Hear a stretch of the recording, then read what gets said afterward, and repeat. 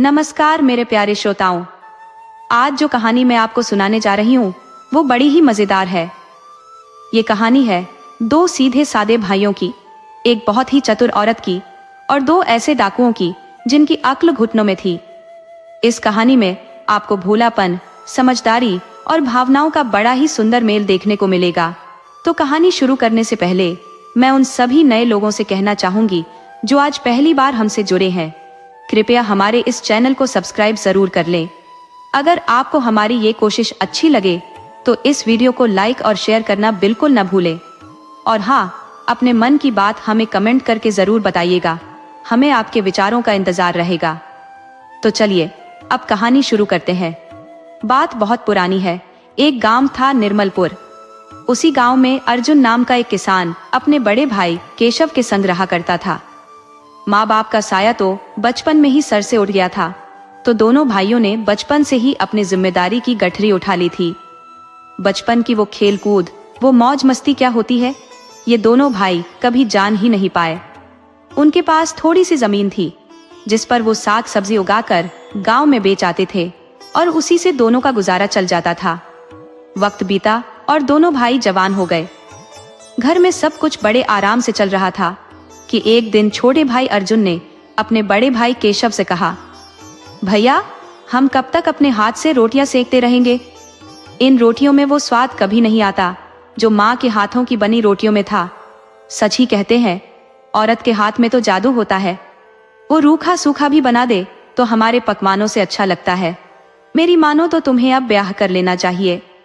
घर में एक औरत तो होनी ही चाहिए जो हम भाइयों के खेत से थक हार कर आने पर प्यार से 2 रोटियां खिला दे। केशव बोला, भाई, तेरी बात तो 100 आने सच है, पर हम इतने गरीब हैं कि हमें अपनी बेटी देगा कौन? लोग तो अपनी बेटी उसी घर में ब्याहते हैं जहां वो रानी बनकर रहे, उसे कोई दुख ना हो। अर्जुन बोला, भैया, ये तो बस लोगों का सोचना है। अगर उनकी बेटी ही सुखी ना रहना चाहे तो वो क्या कर लेंगे?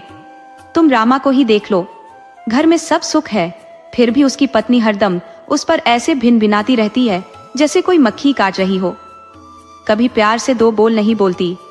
और वहीं गणेश को देखो, बेचारा कितना गरीब है, पर उसकी पत्नी तो बादशाह की तरह रहती है। उसे कभी गरीबी का एहसास तक नहीं होने देती, थोड़े में ही खुश रहती है। इस दुनिया में पैसे से बड़ा तो प्यार है। जहां प्यार मिल जाए वहां औरत खुद को सबसे अमीर समझती है। केशव ने हंसकर कहा, अर्जुन, तू तो बड़ी ज्ञान की बातें करने लगा है। ये सब कहां से सीखा है तूने? अर्जुन बोला, पड़ोस वाले पंडित जी रोज अपनी पड़ोसनों को यही समझाते हैं, पर वो सब कहती है, जाओ जाओ अपनी पंडिताइन को समझाओ, हमें सिखाने की जरूरत नहीं है। वो पड़ोस ने भले उनकी बात न समझे, पर मैं सब समझ जाता हूँ। वो तो पंडित जी को इसलिए ऐसा बोल देती है ताकि कहीं उन्हें दक्षिणा न देनी पड़ जाए। कुछ भी कहो, पंडित जी बातें तो पते की करते हैं, पर उनकी पंडिताइन उनकी कोई इज्जत नहीं करती।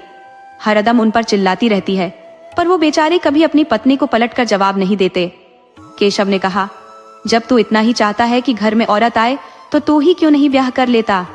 अर्जुन बोला, उससे तुम्हारा क्या भला होगा? तुम तो अकेले के अकेले ही रह जाओगे। ऊपर से मेरी जिम्मेदारियां और बढ़ जाएंगी। तुम पहले की तरह खुलेआम घर में नहीं घुस पाओगे। दरवाजे पर बैठकर किसी भोले की तरह आवाज लगानी पड़ेगी, अर्जुन पानी लाओ, अर्जुन खाना लाओ, अर्जुन हुक्का लाओ। अरे, जब तुम ब्याह कर लोगे तो हम दोनों की ही मुश्किल हल हो जाएगी। भाभी मुझसे थोड़ा शर्माएगी तो वो तुम्हें भी खाना खिलाएगी और मुझे भी, और मेरे लिए घर में आना जाना भी बंद नहीं होगा। केशव बोला, चल ठीक है, तू ही मेरा ब्याह पक्का करा, मैं शादी के लिए तैयार हूँ। अर्जुन ने कहा, जल्दी ही कोई जुगाड़ करता हूँ। अब अर्जुन को समझ नहीं आ रहा था कि भाई का ब्याह कराए तो कैसे, किस लड़की से जाकर कहे कि मेरे भाई से ब्याह कर लो। अपने गांव में तो भाई का रिश्ता होना मुश्किल था। उसने देखा था कि पास के जंगल में दूसरे गांव की लड़कियां लकड़ी और घास काटने आती हैं।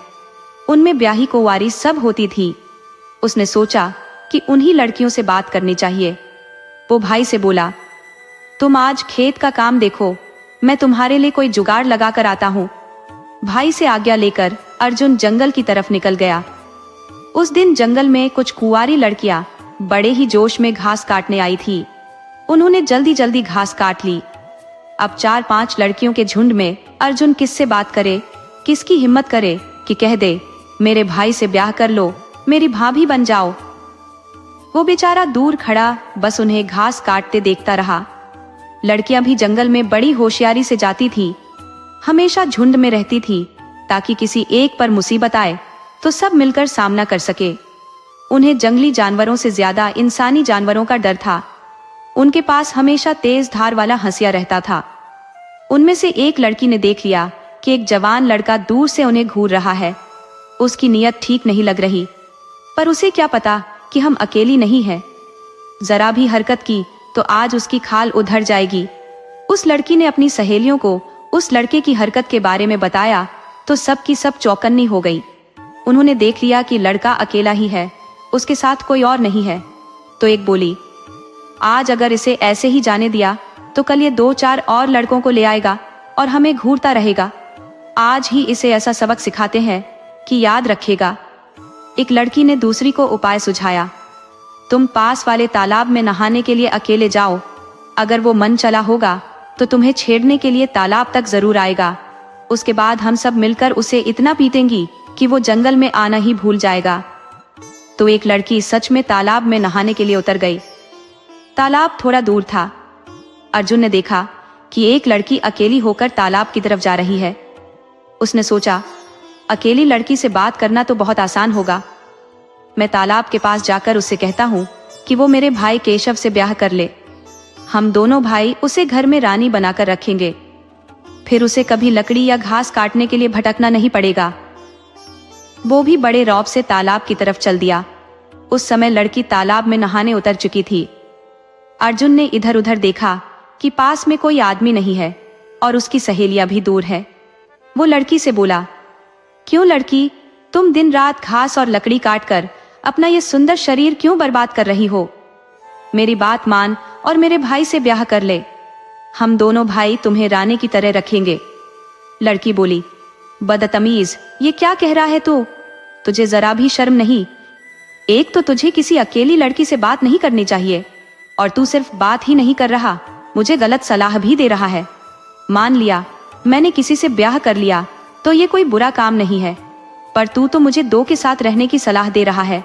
तुम दोनों भाई मिलकर मुझे रखोगे, ये तेरे सड़े हुए दिमाग की उपज है। तुझे नहीं पता कि लड़की का ब्याह उसके माँ बाप करते हैं, लड़की खुद से नहीं करती। तो कोई लफंगा लगता है। अर्जुन बोला, तुम गलत समझ रही हो। अरे मैंने कोई गलत बात नहीं कही। तुम ब्याह तो भाई से ही करोगी, पर घर में हम दोनों मिलकर तुम्हें साथ रखेंगे। हम तुम्हारे लिए ही तो मेहनत करके कमाएंगे। लड़की बोली, बदतमीज, अब भी तुझे अपनी बात पर शर्म नहीं आ रही? फिर से मुझे 2 के साथ रहने की बात कह रहा है। भाग यहाँ से, वरना आज तेरी हड्डियां टूट जाएंगी।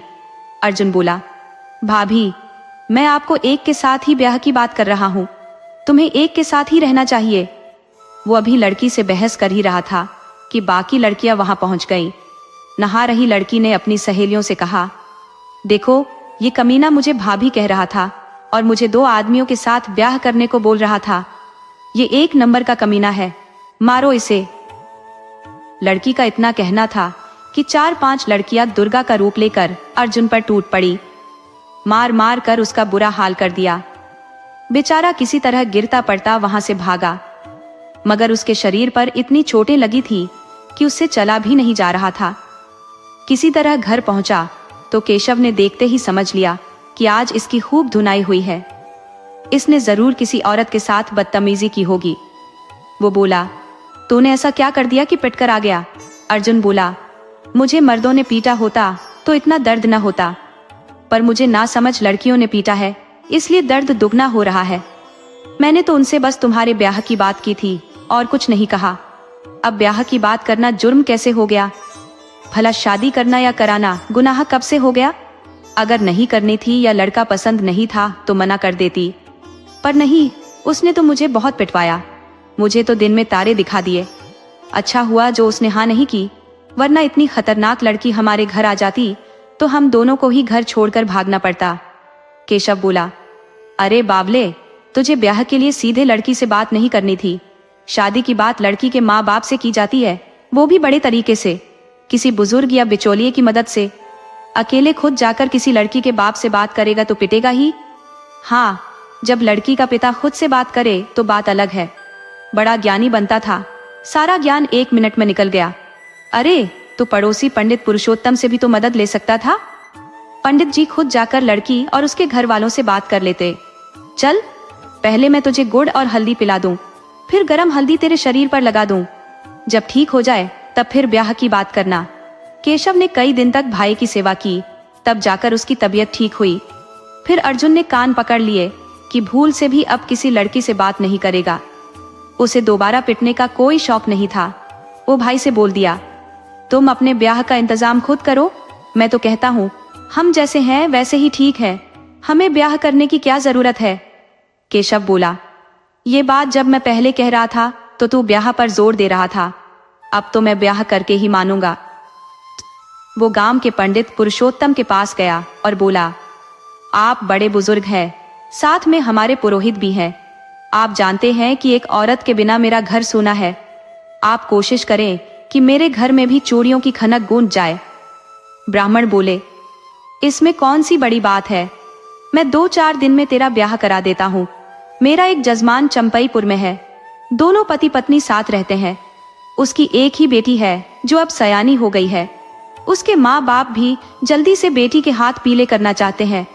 केशव बोला, इतनी जल्दी मैं पैसों का इंतजाम कहाँ से करूंगा, ब्याह में तो बड़े खर्चे होते हैं। ब्राह्मण बोले, खर्चे की चिंता उधर भी है, लड़की के पिता के पास भी पैसे नहीं है, तो बस अकेले मेरे साथ चलना, मैं तुम दोनों का ब्याह मंदिर में करा दूंगा, औरत घर में आ जाएगी। अरे, जिसकी जितनी हैसियत होती है वो उतनी ही भक्ति कर पाता है। ब्याह का मतलब ये थोड़े ही है कि सारा धन लुटा दो, अपनी ताकत के हिसाब से खर्च करना चाहिए, कर्जदार बनना कोई जरूरी नहीं है। केशव को बात समझ में आ गई तो वो ब्याह के लिए तैयार हो गया। वो भाई से बोला, तुम भी मेरे साथ चलो, हम चंपईपुर ब्याह के लिए जा रहे हैं। अर्जुन बोला, नहीं, मुझे कहीं नहीं जाना, मैं 2-4 साल तक अपने गांव से बाहर नहीं जा सकता। तो केशव पंडित जी के साथ चंपईपुर चला गया। पंडित जी ने अपने यजमान को समझा बुझाकर उसकी बेटी से केशव का ब्याह करा दिया। केशव अपनी पत्नी को लेकर घर आ गया। अर्जुन को अब भाभी को देखने की कोई जल्दी नहीं थी। अब बिना किसी धूम धड़ाके के केशव का ब्याह हो गया था। औरत साधारण तरीके से घर आ गई थी तो शाम को उसे ही खाना बनाना पड़ा। जब वो दोनों को खाना खिलाने चली तो अर्जुन को देखकर भड़क गई। कमीना, तुम! अर्जुन भी उसे देखकर घबरा गया। वो वही तालाब वाली लड़की थी जिसने अर्जुन को पिटवाया था। अर्जुन भागकर घर से बाहर आ गया तो वो औरत केशव पर बरस पड़ी। तुम उस कमीने के भाई हो, मुझे पता होता तो मैं तुमसे कभी ब्याह नहीं करती। मैं इस बदतमीज को पिटवा चुकी हूँ। ये मुझे 2 पतियों के साथ रहने को कह रहा था कि हम दोनों मिलकर तुम्हें साथ रखेंगे, रानी की तरह। केशव ने पत्नी को समझाया, तुम दोनों एक दूसरे को गलत समझ रहे हो। अर्जुन ने जो कहा था वो गलत नहीं था। एक औरत जब घर में आती है तो सबकी प्यारी होती है। हाँ, उसके नाते अलग अलग होते हैं। पति के लिए वो पत्नी होती है, देवर के लिए भाभी होती है, सास ससुर के लिए बहू होती है। सब उसे अपना मानते हैं। औरत की सुरक्षा की जिम्मेदारी पूरे परिवार पर होती है। हर कोई जब बाहर से कमाकर लाता है तो उस औरत को ही अपनी कमाई दे देता है, क्योंकि वो किसी न किसी रिश्ते से अपनी होती है। वो घर में एक की पत्नी होकर भी सबका ख्याल रखती है, वो सबको अपना मानती है। अर्जुन तुम्हें पत्नी बनाने की बात नहीं कर रहा था, तुम गलत समझ गई। उसे अपनी बात सही ढंग से कहना नहीं आया और वो ये भी नहीं समझता कि किसी लड़की से ब्याह की बात सीधे नहीं करनी चाहिए।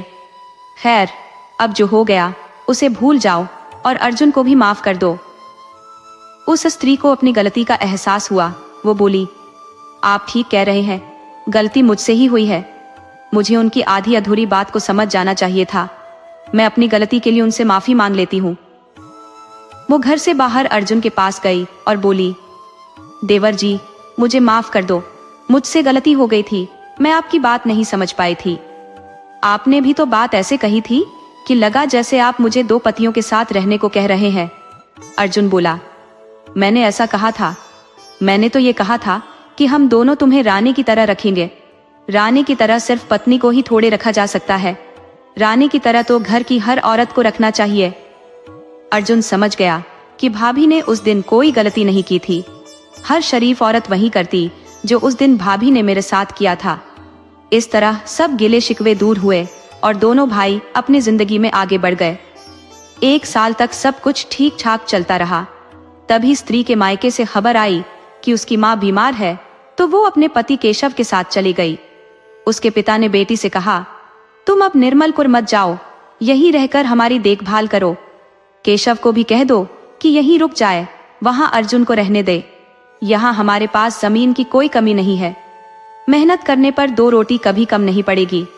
आखिर तुम ही हमारी बेटी भी हो और बेटा भी, तुम्हारे सिवा हमारा और कोई है भी नहीं, इसलिए अब यहाँ से मत जाना। जब औरत ने ये बात अपने पति केशव को बताई तो वो भी ससुराल में रहने को तैयार हो गया। उधर जब कई महीने तक केशव अपनी पत्नी के साथ निर्मलपुर वापस नहीं लौटा तो अर्जुन पता लगाने के लिए चंपाईपुर गया। वो भाई भाभी से मिला और बोला, तुम कब तक यहीं पड़े रहोगे? मैं वहां अकेले ऊब गया हूँ, मुझे रोज चूल्हा फूंकना पड़ता है। तब केशव की पत्नी ने समझाया, देवर जी, हम अब आपके गांव नहीं आ सकते, हमारी भी अब मजबूरी है। मुझे अपने माँ बाप की सेवा करनी है, उनकी कोई दूसरी औलाद नहीं है तो सब मुझे ही देखना है। रही बात तुम्हारे भाई की, तो वो भी अब नहीं जाएंगे, वो चले गए तो यहाँ की खेती कौन संभालेगा? अच्छा होगा कि आप भी ब्याह कर लो। मेरे गांव में 3-4 लड़कियां हैं, तुम किसी को भी पसंद करके ब्याह कर सकते हो और अपना घर बसा सकते हो। 3-4 में से कोई भी बुरी नहीं है। अर्जुन बोला, नहीं नहीं, मुझे आपकी सहेलियों के बारे में अच्छे से पता है, सबकी सब बहुत गुस्सैल है, जब उनका मन करेगा मेरी हड्डियां तोड़ती रहेंगी। भाभी अर्जुन को बहुत तरह से समझाती रही, देखो, जो लड़की एक बार किसी की पत्नी बन जाती है उसे पति की इज्जत करना आ जाता है, उसका रहन सहन बदल जाता है। देखो, हमारे पड़ोस वाली शांति सबसे अच्छी लड़की है, बहुत गरीब है, उसके साथ सिर्फ उसकी माँ है। उसके 2 भाई हैं जो ब्याह होते ही अपनी पत्नियों के साथ अलग हो गए। शांति की माँ का कोई भरोसा नहीं, कब दुनिया से चल बसे, बेचारी अनाथ हो जाएगी। समय रहते उससे ब्याह कर लो, बेचारी को नई जिंदगी मिल जाएगी और तुम जैसा प्यारा पति भी मिल जाएगा। तुम बहुत अच्छे हो, तुम्हारे जैसा तो तुम्हारे भाई भी नहीं है। तुम अकेले घर में खाना बनाओगे तो मुझे बहुत बुरा लगेगा। मेरी खातिर मेरी बात मानकर मेरी सहेली से ब्याह कर लो। लेकिन अर्जुन ने भाभी की एक न मानी और घर लौट आया। तब उसकी भाभी ने अपनी सहेली शांति को कुछ समझाया, अब तुम मेरे कहे अनुसार काम करो, तभी तेरा घर बस पाएगा। इस गरीबी में एक लड़की का ब्याह कर पाना कितना मुश्किल होता है, ये मैं अच्छी तरह जानती हूँ। अगर ब्याह हो भी गया तो पैसे वाला पति मिल ही जाए, इसकी कोई गारंटी नहीं। किसी को मूर्ख मिलता है तो किसी को नशेड़ी, जिंदगी नरक बन जाती है। लेकिन अर्जुन मेरा परखा हुआ है, बिल्कुल संत जैसा है, औरत की इज्जत करना उसे आता है, तुम किसी भी तरह उससे ब्याह कर लो। जब सहेली को समझाया तो वो भी जुगाड़ में लग गई, लेकिन मुश्किल ये थी कि अर्जुन उसे मिलेगा कहाँ। वो जंगल में कुछ सहेलियों के साथ घास और लकड़ी लेने जरूर जाती थी, मगर अर्जुन अब उधर नहीं आता था। अर्जुन का सब्जी का खेत गांव के पास ही था, तो वो गांव में ही रह जाता था। शांति महीनों से अर्जुन के जंगल आने का इंतजार कर रही थी। वो कहीं भी अर्जुन से एक बार मिलना चाहती थी, पर मिल नहीं पा रही थी। उसे अर्जुन से एक उम्मीद बंध गई थी। अर्जुन ही उसे अच्छा लगने लगा था और वो उसी के साथ अपना घर बसाना चाहती थी। उधर 2 दिन से अर्जुन की सब्जी गांव में बिक नहीं पा रही थी, तो वो बहुत परेशान हो गया था। बरसात के मौसम में नेनुआ, खरोई, भिंडी हर घर में लगी थी। सबके घर में खाने भर की सब्जी हो जा रही थी। बरसात का 1-2 महीना अर्जुन के लिए हमेशा से मुश्किल भरा रहता था। जब सब्जी नहीं बिकी तो अर्जुन हैरान परेशान हो गया।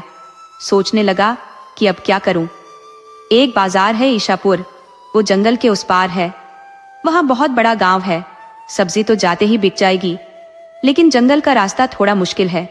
जंगल के बीच में बहुत दिनों से मकई डाकू भी रहता है, साला आदमी का 1-2 सिक्का भी छीन लेता है।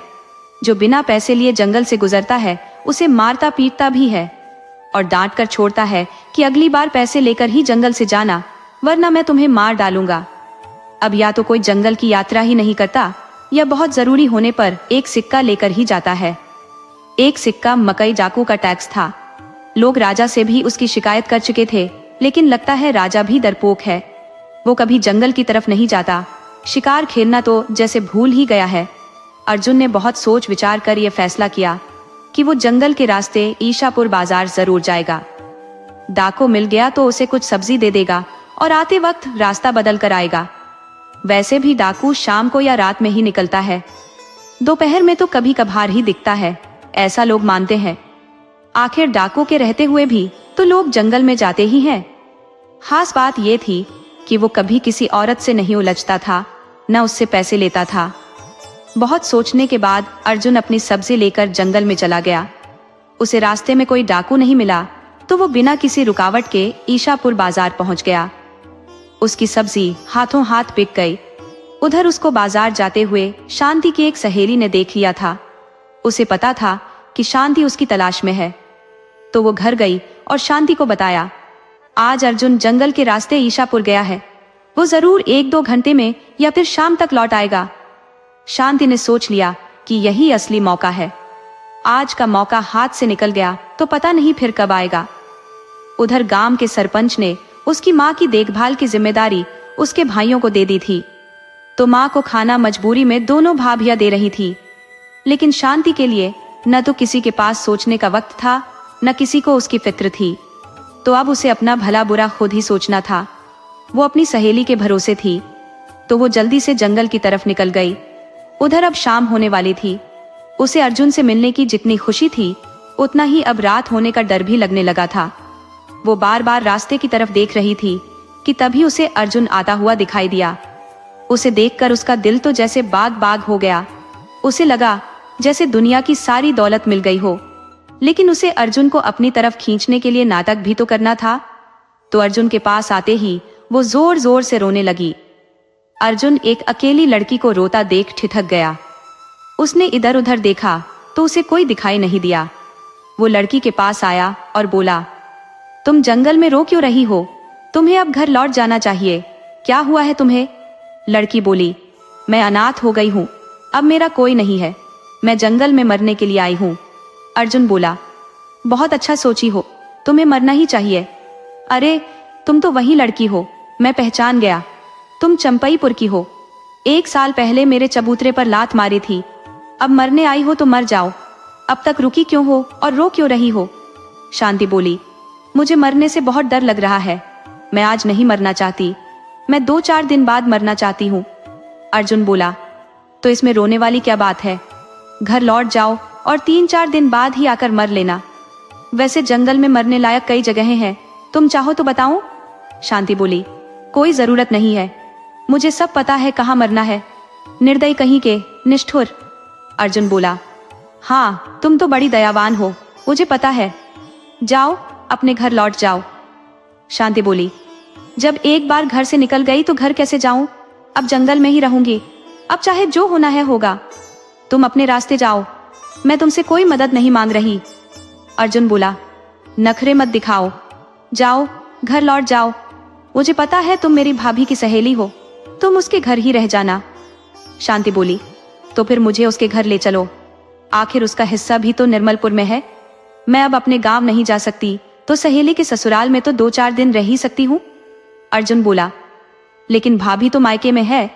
शांति बोली, चाहे वो कहीं भी हो, घर तो अपना वहीं छोड़ गई है, उसे उठाकर साथ तो नहीं ले गई। मैं उसके घर में रह लूंगी। अर्जुन बोला, पैंतरा क्यों लगा रही हो? साफ साफ कहो कि तुम्हारे साथ चलना है, तुम्हारे साथ ही मुझे रहना है, ब्याह करना है। शांति बोली, जब सब समझ ही रहे हो तो फिर बहस किस बात की? चलो अब देर मत करो, जंगल में रात हो रही है, पहले जंगल से बाहर निकलो। दोनों तेजी से जंगल से बाहर निकले। जंगल से बाहर आने के बाद अर्जुन बोला, अब तुम अपने घर लौट जाओ, इस तरह तुम मेरे साथ गई तो तेरी बहुत बदनामी होगी।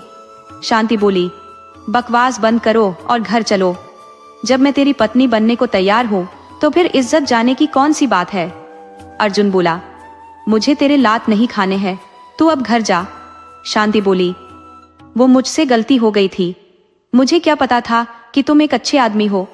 तुमने ही तो मेरी सहेली से बेकार में वैसी बात बोल दी थी, 2 आदमियों से ब्याह की। अब पता चल गया है कि तुम बहुत अच्छे हो, तो मैं तुम्हारे पास अपनी मर्जी से आ गई हूँ। और तुम खुद सोचो, लड़की अगर सीधी सादी हो जाए तो हर कोई उससे गलत फायदा उठाने की सोचने लगता है। तो लड़की को तीखी मिर्च बनने में क्या बुराई है। अब जब मैं तेरी पत्नी बन जाऊंगी, तब मैं तुम नहीं, तुम्हें आप कहकर पुकारूंगी। आपका घर बार संभालना मेरा फर्ज बन जाएगा। आपको फिर मुझसे कोई शिकायत नहीं होगी। मैं आपकी दासी बनकर रहूंगी। मैं कभी भूल से भी लात नहीं मारूंगी। अर्जुन उसे लेकर घर चला आया। अर्जुन को भी एक औरत की जरूरत थी। भले ही वो शांति से इधर उधर की बातें कर रहा था, लेकिन दिल से चाहता था कि ये मेरी पत्नी बन जाए। वो उसे घर ले आया और दूसरे ही दिन उससे ब्याह कर लिया। अनाथ बेसहारा शांति को एक अच्छा घर मिल गया, प्यार करने वाला पति मिल गया, और उसे क्या चाहिए था। वो खुश होकर अर्जुन के साथ रहने लगी। बड़ी बात यह थी कि उसके भाइयों ने बहन की कोई खोज खबर नहीं ली, लेकिन केशव की पत्नी को सब पता था कि शांति मेरे देवर की पत्नी है। सारा खेल तो उसी का रचाया हुआ था। केशव की पत्नी अर्जुन से बहुत प्रभावित थी।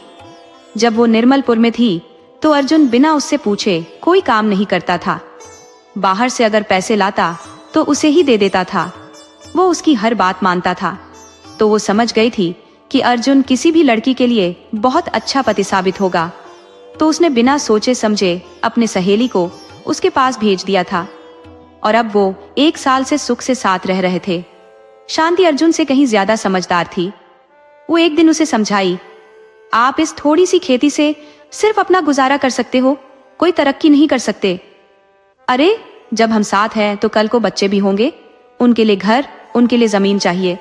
उन्हें हमारी तरह मुश्किल से ब्याह के लिए भटकना ना पड़े, बल्कि इज्जत के साथ, गाजे बाजे के साथ उनका धूम धड़ाके से ब्याह हो। ये तभी हो पाएगा जब हम अच्छा पैसा कमाएंगे। आप ईशापुर बाजार में अपनी सब्जी बेचा करो, वहां आपको दाम अच्छा मिल जाएगा। हम बचत कर पाएंगे, लेकिन कोई भी काम अपना ध्यान रखते हुए करना। खतरे से खेलकर कोई काम मत करना। आपकी जिंदगी मेरे लिए बहुत कीमती है। कोई भी खतरा मोल लेने से पहले एक बार मुझे याद कर लेना। आपके कदम कहीं गलत रास्ते पर भी जा सकते हैं। अक्सर जिसके पास पैसा आ जाता है वो दूसरी औरतों की तरफ खींचने लगता है। उसे शराब अच्छी लगने लगती है।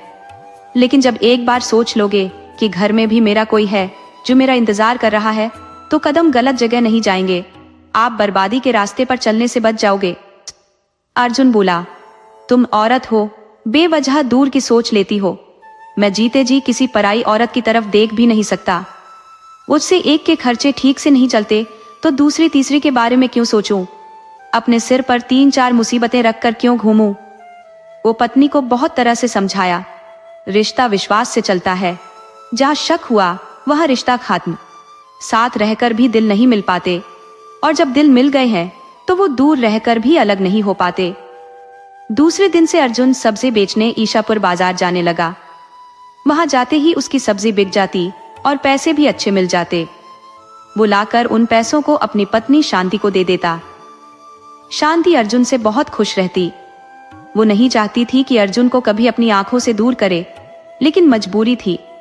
सिर्फ प्यार करने से किसी का पेट नहीं भरता। जब तक जेब में पैसा ना हो तो प्यार करने वाला भी साथ छोड़ देता है। पैसा है तभी सब कुछ है।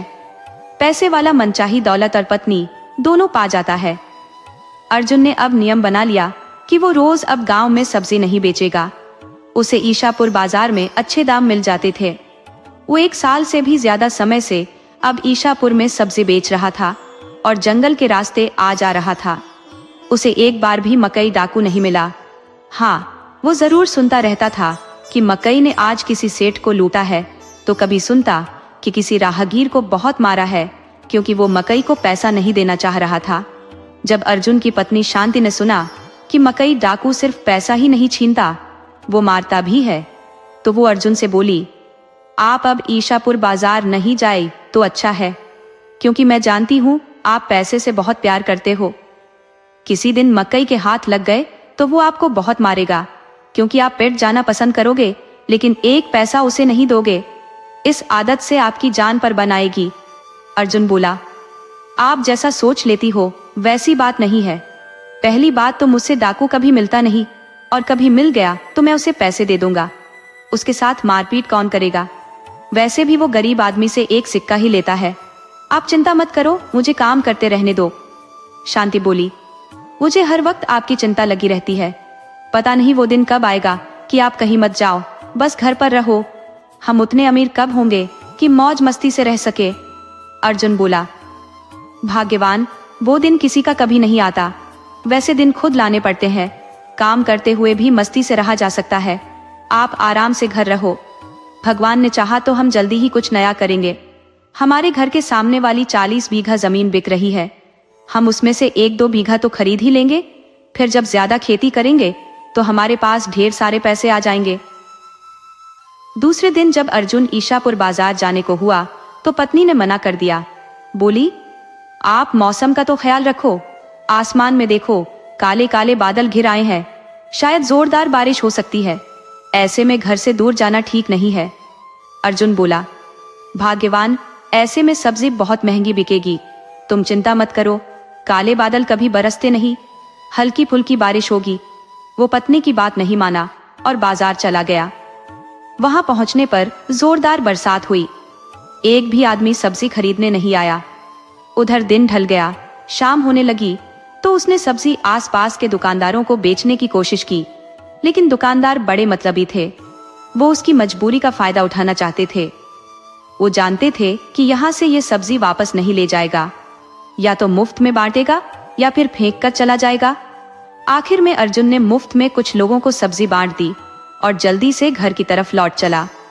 अब बारिश बंद हो चुकी थी तो लगभग भागता हुआ अर्जुन घर को चल दिया, लेकिन जंगल के बीच में फिर से जोरदार बारिश होने लगी। अब वो जंगल में छिपने की जगह ढूंढने लगा। उसे डर लग रहा था कि कहीं मकई डाकू न मिल जाए, वरना मुझे बहुत मारेगा, क्योंकि मेरे पास आज एक पैसा भी नहीं है। डरते डरते वो एक पेड़ के पास छिप गया। तभी उसकी नजर पेड़ के पास पड़े एक घड़े पर गई। वो सोचने लगा कि जंगल में ये घड़ा कहाँ से आ गया, और ये कोई मामूली घड़ा नहीं लग रहा, ये किसी कीमती धातु का है।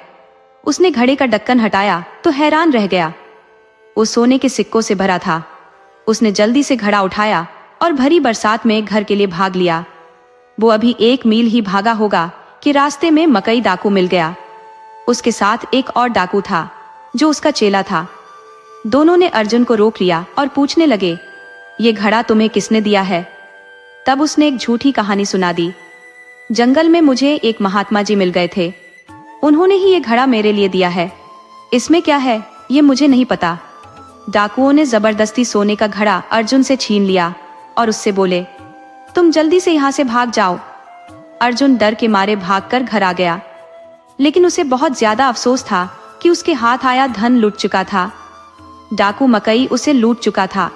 उसने ये बात अपनी पत्नी को बताई तो वो भी दुखी हुई, लेकिन पति को हिम्मत बंधाने के लिए बोली, आप चिंता मत करो, वो धन आपके भाग्य का होगा तो कहीं नहीं जाएगा, वो चलकर आपके पास आ जाएगा।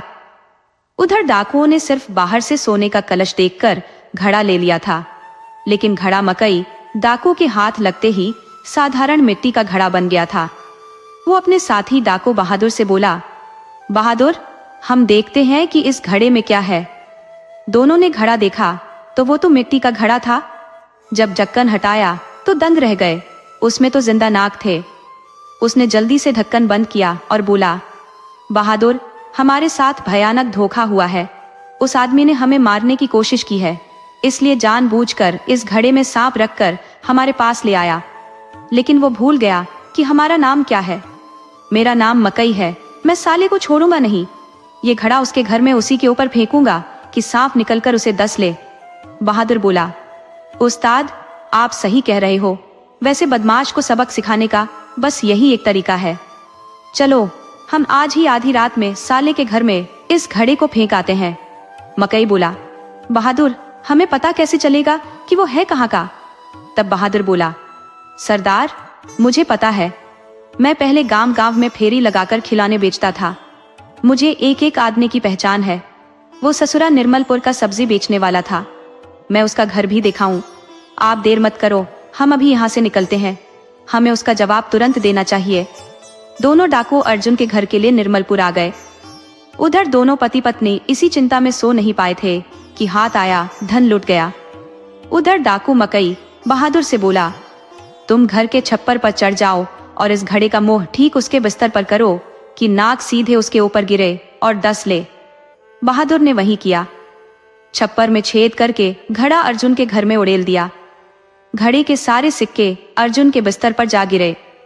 डाकू वहीं पर नहीं रुके, घड़े को भी छप्पर से अर्जुन के घर में फेंक दिया और फिर दोनों भाग गए। उधर शांति ने तुरंत दिया जलाया और पति से बोली, देखिए, मैंने कहा था ना कि आपका भाग्य का होगा तो चलकर पैसा आ जाएगा। आप जल्दी से इसे इकट्ठा करो और घड़े में रखकर कहीं छुपा दो। अब हम 1 बीघा नहीं 40 बीघा जमीन खरीदेंगे। अब हम गरीब नहीं रहेंगे। आप 2-4 दिन में जमीन खरीद लो। अर्जुन की तो खुशी का ठिकाना नहीं था कि गया हुआ धन कैसे वापस आ गया। वो रात भर सो नहीं सका। उसने दूसरे ही दिन 40 बीघा जमीन खरीद ली। फिर भी बहुत सारा धन बचा रह गया तो दोनों ने उसे चारपाई के नीचे गड्ढा खोद कर छुपा दिया। उधर बहादुर पता लगाने गांव में आया कि अर्जुन मरा कि नहीं। जब उसने अर्जुन को जिंदा देख लिया तो भागकर मकई डाकू के पास गया और बोला, सरदार, वो तो मरा ही नहीं, साला जिंदा है। तो डाकू हैरान हुआ। वो अर्जुन को अपना दुश्मन मानने लगा था। सोच लिया कि अगर वो जिंदा बच गया है तो जरूर कोई चाल चलेगा। हम अब उसे दूसरे तरीके से मार देते हैं। उसने बहादुर के साथ मिलकर सोचा कि हम उसे किसी भी तरह पकड़कर हाथ पैर बांधकर नदी में फेंक देते हैं। साला डूब कर मर जाएगा। उधर अर्जुन बेफिक्र था कि उसे अब डाकू पकड़ने थोड़े ही आएंगे। वो आराम से अपनी खरीदी हुई खेत घूमने गया जो जंगल के पास तक थी। उधर जंगल के पास की झाड़ी में दोनों डाकू घात लगाए बैठे थे। उन्होंने अर्जुन के आते ही उसे पकड़ लिया और एक बोरी में भर लिया तथा उसे ले जाकर नदी में फेंक आए। पास में एक ग्वाला गाय चरा रहा था।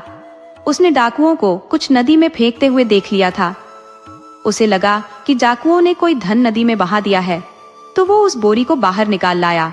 उस बोरी में जिंदा आदमी देखकर वो घबरा गया। बोला, भाई, तुम कौन हो और तुम्हें डाकुओं ने नदी में क्यों फेंक दिया? तब अर्जुन ने सारा किस्सा ग्वाले को बता दिया। तो ग्वाला बोला, डाकू अब तुम्हें नहीं छोड़ने वाले। तुम अब घर न जाकर कहीं शहर में भाग जाओ। अर्जुन बोला, अब ऐसा ही करूंगा। घर में पत्नी है, उसे साथ लेकर कहीं दूर चला जाऊंगा, नहीं तो ये डाकू मुझे छोड़ेंगे नहीं। वो भागता हुआ घर आया और सारा हाल पत्नी को सुनाया तो पत्नी बोली, आपको घबराने की जरूरत नहीं, अब मैं इन डाकुओं से निपटूंगी। आप अभी घर के आसपास घूमते रहो और जब डाकू कहीं नजर आए तो घर में आकर छिप जाना, उसके बाद मैं देख लूंगी। बहादुर फिर देखने आया कि अर्जुन कहीं वापस तो नहीं आ गया। जब उसने अर्जुन को घर के पास टहलते देखा तो भागकर सरदार मकई के पास गया और बोला, गजब हो गया सरदार, मैंने अर्जुन को घर के सामने टहलते हुए देखा है। मकई बोला, अब उसे कोई नहीं बचा पाएगा। हम उसकी हत्या अब तलवार से उसके घर में घुसकर करेंगे। दोनों डाकू अर्जुन के घर आ गए। सामने दरवाजे पर उसकी पत्नी मिली। दोनों ने पूछा, अर्जुन कहाँ है? तब स्त्री बोली, आप मकई डाकू हो? मकई बोला, हाँ, तुमने सही पहचाना, मैं मकई डाकू हूँ। स्त्री बोली, क्या खाक डाकू हो? अरे, मेरे पति को नदी के बीच में फेंकना था। वो सोने के साथ घड़े लेकर आते, एक आध तुम्हें भी दे देते, लेकिन तुम्हारी बेवकूफी के चलते सारे घड़े नदी में ही रह गए। एक महात्मा ने उन्हें पहले ही बताया था कि जो कोई आदमी बोरी में बंद कर बरगद वाले पेड़ के पास नदी के बीच में फेंका जाएगा, उसे सोने के साथ घड़े इनाम में मिलेंगे। मैं कल अपने पति को खुद अपने हाथों से नदी में फेंक दूंगी। मुझे वो 7 घड़े हर हाल में चाहिए। मकई बोला, मेरे रहते तुम्हारी हिम्मत कैसे हुई कि तुम घड़ा ले लोगी? वो घड़ा सिर्फ मेरा है, मैं तुम्हें उसमें से एक घड़ा दे दूंगा, लेकिन तुम्हें एक काम करना होगा, तुम मुझे बोरी में भरकर नदी में फेंकोगी। स्त्री बोली, अब तुम लालच कर रहे हो, वो घड़ा मेरा है। डाकू बोला, देखो, तुम अब मुझे बोलने पर मजबूर कर रही हो, चलो तुम उसमें से आधा ले लेना। स्त्री बोली, ठीक है, चलो, अब अच्छे काम में देर कैसी, आप बोरी में बैठ जाओ, मैं ले जाकर दोनों को नदी में फेंकती हूँ, लेकिन देखना बेईमानी मत करना, आधा मुझे दे देना। डाकू बोरे में बैठ गए तो स्त्री ने बोरे का मुंह ठीक से बंद किया और पति से बोली, अब देर मत करो, इन्हें नदी में फेंकने की कोई जरूरत नहीं, इन्हें हम जंगल के तालाब में पत्थर बांध कर फेंक देते हैं। तब अर्जुन बोला, नहीं, हम इस बोरी को राजा के हवाले कर देते हैं।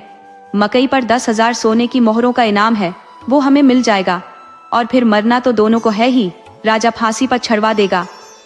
अर्जुन ने दोनों बोरी कोतवाल के हवाले कर दी। डाकुओं को पकड़ने के तरीके पर राजा बहुत खुश हुआ। उसने अर्जुन की पत्नी को 500 सोने की मुद्राएं देकर विदा किया। अर्जुन अपनी पत्नी के साथ खुशी खुशी रहने लगा।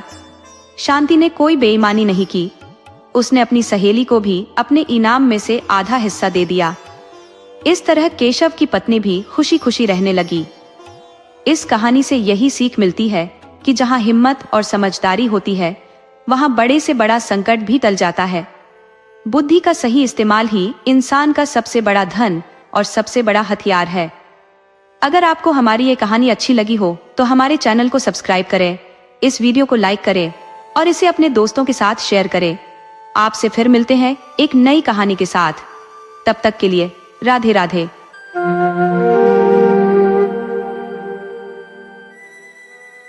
एक समय की बात है।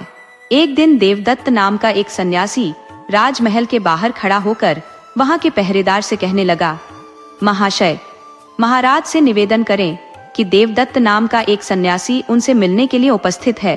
राजा हीरा सिंह उस समय अपने रंग महल में राज नर्तकी चंद्रमुखी का नृत्य देखने में मग्न थे।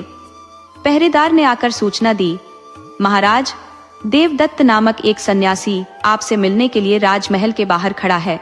राजा हीरा सिंह, जो मदिरा के नशे में चूर थे, ने नशे की तरंग में कहा, पहरेदार, उस सन्यासी को तुरंत रंग महल में लेकर आओ। पहरेदार थोड़ा हैरान हुआ। फिर वह सन्यासी के पास जाकर बोला, सन्यासी जी, महाराज इस समय रंग महल में है, वह आपको वहीं बुला रही हैं। पहरेदार की बात सुनकर सन्यासी देवदत्त अचरज में पड़ गया। उसने सोचा, राजा हीरा सिंह ने मुझे अपने रंग महल में बुलवाया है, क्या मेरे जैसे सन्यासी को इस राग रंग की महफिल में जाना चाहिए? थोड़ी देर विचार करने के बाद उसने निर्णय किया और कहा, ठीक है, मुझे रंग महल में ले चलो। कुछ समय बाद सन्यासी देवदत्त रंग महल के द्वार पर खड़ा था। उसे देखकर हीरा सिंह नशे में झूमते हुए बोले, आइए सन्यासी महाराज, आइए, रंग महल में आपका हार्दिक स्वागत है। उन्होंने बड़े आदर से उस सन्यासी को अपने पास बिठा लिया। राजा ने अपने गले से माणिक की एक माला निकालकर सन्यासी देवदत्त को देते हुए कहा, लीजिए सन्यासी जी, हमारी ओर से यह तुच्छ भेंट स्वीकार कीजिए। देवदत्त ने चुपचाप माला लेकर अपने पास रख ली। इसके बाद हीरा सिंह ने राजनर्तकी चंद्रमुखी से कहा, चंद्रमुखी, तुम नृत्य करते करते क्यों रुक गई? देखती नहीं, सन्यासी देवदत्त रंग महल में पधारे हैं, उनके सामने अपने नृत्य कला का प्रदर्शन करो। आदेश पाकर चंद्रमुखी ने फिर से नृत्य करना शुरू कर दिया। काफी देर तक नृत्य करती रही और जब उसने अपना नृत्य समाप्त किया तो सन्यासी देवदत्त ने राजा के द्वारा दी गई माला को राजनर्तकी को देते हुए कहा, लो सुंदरी, हमारी ओर से यह माला स्वीकार करो। चंद्रमुखी ने आश्चर्य से देखा और चुपचाप माला ले ली। ये देखकर राजा हीरा सिंह क्रोधित हो गए और बोले, तुमने यह क्या मूर्खता की सन्यासी? तुमने हमारा दिया हुआ उपहार इस नर्तकी को दे दिया।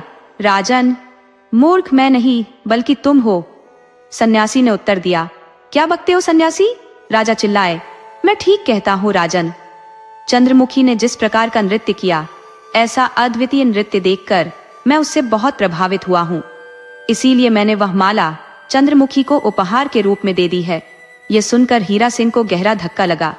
उन्होंने सोचा, यह सन्यासी तो बड़ा ही धूर्त है, इसने हमारे उपहार का अपमान किया है। गुस्से में आकर वह सन्यासी पर गरजने लगे, सन्यासी, तुम तुरंत इस राज्य से दूर चले जाओ, यही तुम्हारे लिए अच्छा होगा। यदि तुम फिर कभी इस राज्य में दिखाई दिए तो मैं तुम्हारी गर्दन कटवा दूंगा। राजन, मुझसे ऐसा क्या अपराध हो गया? देवदत्त ने कहा, सन्यासी, तुमने मेरी दी हुई वस्तु को मेरे सामने ही किसी और को दे दिया, इससे बड़ा अपराध और क्या हो सकता है? तुम कोई सन्यासी नहीं हो, यहाँ से चले जाओ और फिर कभी मेरी नजरों के सामने मत आना। हीरा सिंह की बात सुनकर सन्यासी उठ खड़ा हुआ और मौन रहकर रंग महल से बाहर चला गया। देवदत्त के प्रस्थान के बाद कांपती हुई चंद्रमुखी ने अपने भाई से कहा। उसने माला हीरा सिंह के चरणों में रख दी।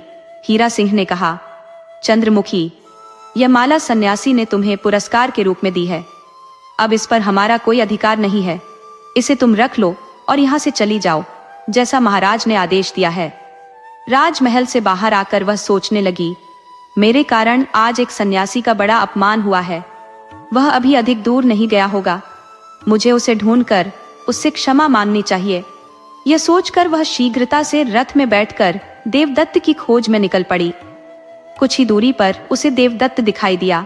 रथ से उतरकर वह देवदत्त के सामने आ खड़ी हुई और कहने लगी, सन्यासी, मैं बहुत शर्मिंदा हूँ। आज मेरे कारण तुम्हारा बहुत अपमान हुआ है। मैं इसी के लिए क्षमा मांगने आई हूँ। देवदत्त ने कहा, इसके लिए क्षमा मांगने की कोई आवश्यकता नहीं है राजनाथ की। जब हीरा सिंह ने मुझे रंगमहल में बुलाया था, तब मैंने समझ लिया था कि कुछ होने वाला है। इसमें तुम्हारा कोई दोष नहीं है। तभी चंद्रमुखी ने आगे बढ़कर सन्यासी का हाथ पकड़ लिया और कहने लगी, कुछ भी हो सन्यासी, अब मैं यहाँ से तभी जाऊंगी जब तुम मुझे क्षमा करोगे। चंद्रमुखी के हाथ का स्पर्श पाते ही देवदत्त मंत्रमुग्ध हो गया और बोला, चंद्रमुखी, मैं तुम्हें एक शर्त पर क्षमा कर सकता हूँ। कौन सी शर्त? चंद्रमुखी ने पूछा। यदि तुम मेरे विवाह प्रस्ताव को स्वीकार कर लो और मेरी जीवन संगिनी बन जाओ, तो मैं तुम्हें क्षमा कर सकता हूँ। ये तुम क्या कह रहे हो सन्यासी?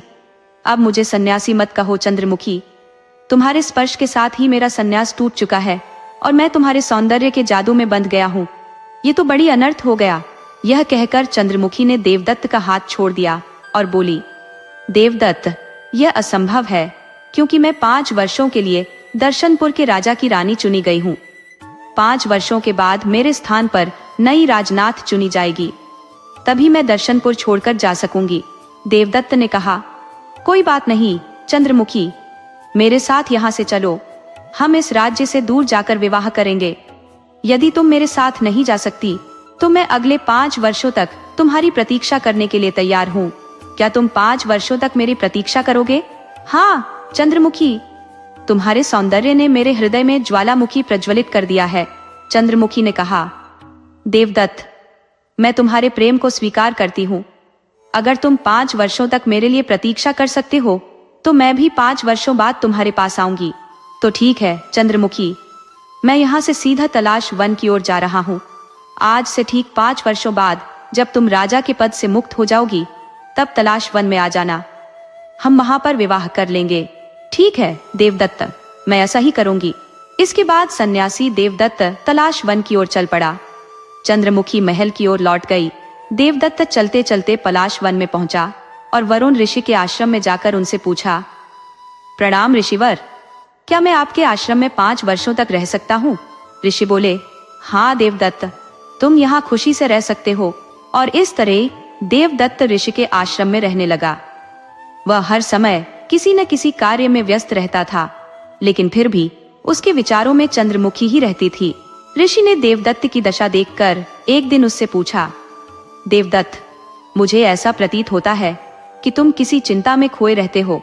देवदत्त ने उत्तर दिया, नहीं ऋषिवर, ऐसी कोई बात नहीं है।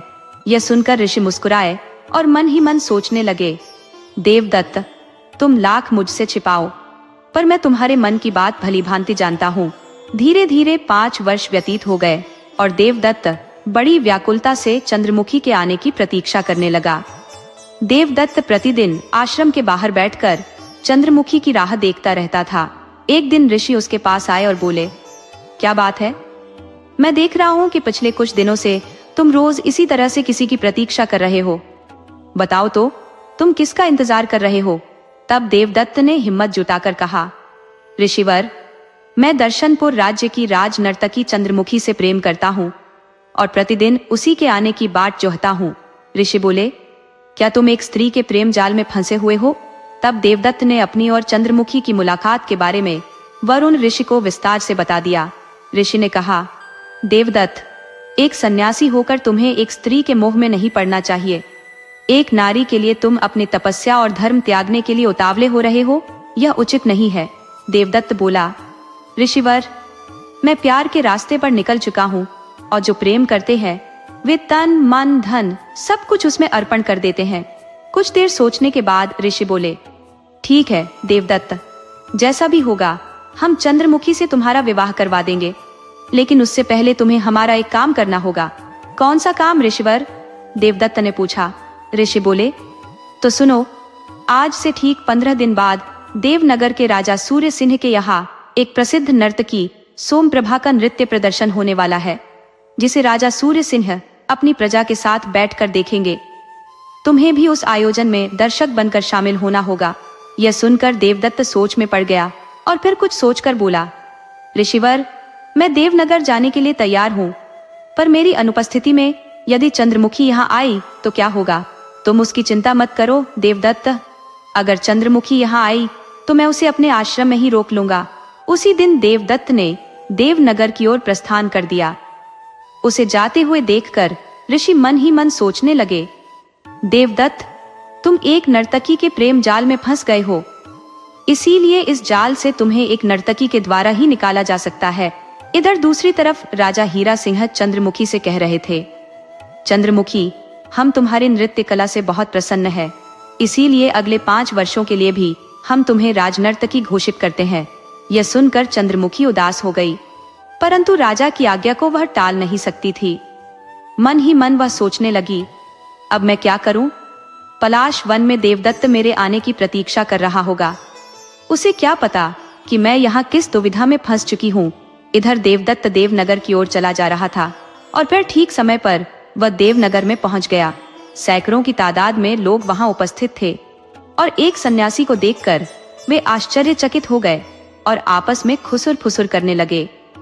मगर देवदत्त ने किसी की कोई परवाह नहीं की और एक कोने में बैठ गया। नियत समय पर देवनगर के राजा भी वहां पधारे। उसी पल नर्तकी सोमप्रभा भी मंच पर आ गई और उसने नृत्य आरंभ किया। उसका नृत्य देखकर सभी लोग मंत्रमुग्ध हो गए थे। काफी देर तक नृत्य करने के बाद सोमप्रभा को थकान महसूस होने लगी। उसकी थकान को सारंगी वादक ने भांप लिया। वह सोचने लगा, यदि सोमप्रभा थकान के कारण बीच में ही रुक गई तो बड़ी किरकिरी हो जाएगी। मुझे उसे प्रोत्साहित करना होगा। कुछ क्षण विचार करने के बाद उसने सारंगी बजाते हुए सोमप्रभा की ओर देखा और कहा, बहुत गई थोड़ी रही, अब थकने का क्या काम? बिगड़ी बाजी सुधर जाए, जो तुम आकू से लोग काम। सारंगी वादक के ये दोहे सुनकर सोमप्रभा में नई ऊर्जा का संचार हुआ और वह फिर से पूरे जोश के साथ नृत्य करने लगी। सारंगी वादक सोचने लगा, भगवान का शुक्र है कि सोमप्रभा ने मेरे कहे गए दोहे का अर्थ समझ लिया। उसके नृत्य पर राजा और प्रजा सभी ने तालियां बजाई और अपनी खुशी प्रकट की। इसके बाद नृत्य मंडली की ओर से सारंगी वादक ने एक बड़े थाल को उठाकर लोगों के सामने रखा। लोग अपनी खुशी से उसमें धन, अशर्फिया और कीमती अंगूठियां रखने लगे। जब थाल उपहारों से भर गया तो सारंगी वादक ने उसे राजा के सामने रखा ताकि राजा भी इनाम के तौर पर कुछ दे सके। तभी एक विचित्र घटना घटी। इससे पहले कि राजा कुछ इनाम के लिए उसमें डालते, उनकी दृष्टि थाल में रखी कटार पर पड़ी। राजा सोचने लगे, यह कटार तो युवराज चंद्र सिंह की है। उन्होंने ऊंची आवाज में कहा, क्या युवराज चंद्र सिंह इस सभा में उपस्थित है? भीड़ में बैठा युवराज चंद्र सिंह उठा और अपने पिता के सामने आकर खड़ा हो गया। राजा ने कहा, राजकुमार, थाल में पड़ी यह कटार तुम्हारी है? हाँ पिताजी, चंद्र सिंह ने कहा, मैंने यह कटार दान में दी है क्योंकि मैं सारंगी वादक के उस दोहे से प्रभावित हो गया था। उस दोहे ने मेरी बंद आंखें खोल दी थी। यह कहते कहते चंद्र सिंह की आंखों में आंसू आ गए और वह अपने पिता के चरणों में गिरकर फूट फूट कर रोने लगा। हैरान हुए सूर्य सिंह ने कहा, बेटा, तुम रो क्यों रहे हो? हमें अपने रोने का कारण बताओ। चंद्र सिंह ने आंसू पोंछते हुए कहा, पिताजी, मैं पापी हूँ। ये कटार जो मैंने दान में दी है, इसी कटार से मैंने आपकी हत्या की योजना बनाई थी। राजा हैरान होकर बोले, ये तुम क्या कह रहे हो बेटे? मैं सच कहता हूँ पिताजी। चंद्र सिंह ने कहा, मैं कई दिनों से आपकी मृत्यु की कामना कर रहा था ताकि आपके निधन के बाद मैं राज सिंहासन पर बैठ सकूं, लेकिन मेरी यह कामना पूरी नहीं हुई। तब मैंने सोचा कि उचित अवसर पर इस कटार से आपकी हत्या कर दूंगा। परंतु आज जब नर्तकी के सारंगी वादक ने यह दोहा गाया, अब तो थोड़ा ही समय बच गया है, तो मुझे लगा कि यह दोहा मेरे लिए ही कहा गया है। राज सिंहासन पर बैठने के लिए जब मैं इतने समय तक इंतजार कर सकता हूँ, तो मुझे थोड़ा और इंतजार करना चाहिए। आखिरकार सिंहासन मुझे ही तो मिलना है, फिर क्यों मैं आपकी हत्या का पाप कमाऊं? इस प्रकार सारंगी वादक ने मुझे आपकी हत्या के पाप से बचा लिया। राजा ने कहा, ओह युवराज, तुम्हें उचित समय पर सद्बुद्धि आ गई, हमें इस बात की खुशी है। इसके बाद राजा ने पुनः उस थाल की ओर देखा। तभी उनकी दृष्टि एक अद्भुत हार पर पड़ी, जिससे वे पुनः चकित हो गए। जैसे ही महाराज ने उस हार पर दृष्टि डाली, उन्होंने पहचान लिया कि यह उनकी पुत्री राजकुमारी चंद्रकला का ही है। महाराज ने अपनी बेटी से पूछा, बेटी, तुमने यह हार दान में क्यों दिया? चंद्रकला ने उत्तर दिया, पिताजी, सारंगी वादक के द्वारा कही गई पंक्तियों ने मेरी आंखें खोल दी। दरअसल चंद्रकला बचपन से ही महामंत्री सुमित्रा सेन के बेटे आनंद सेन से प्रेम करती थी और उससे विवाह करने की आकांक्षी थी, परंतु उनके कुल की परंपरा के अनुसार जब तक कन्या 20 वर्ष की न हो तब तक उसका विवाह नहीं होता, और चंद्रकला की आयु उस समय केवल 16 वर्ष की थी। शादी के लिए उसे अभी भी 4 साल का इंतजार करना पड़ता, लेकिन अपने प्रेम के लिए वह अत्यंत व्याकुल थी और अधिक प्रतीक्षा नहीं करना चाहती थी। उसने आनंद सेन के साथ राज्य से भागकर विवाह करने का दृढ़ निश्चय कर लिया था। मगर जब सारंगी वादक ने गाया, थोड़ी रह गई, अब थकने का क्या काम, तब चंद्रकला को लगा जैसे ये पंक्तियां उसके लिए ही कही गई हों। उसने सोचा, मैं 16 वर्ष तक इंतजार कर सकती हूँ, तो 4 वर्ष और क्यों नहीं। चंद्रकला को यह एहसास हुआ कि उसे अपने प्रेमी से विवाह के लिए भागने की आवश्यकता नहीं है।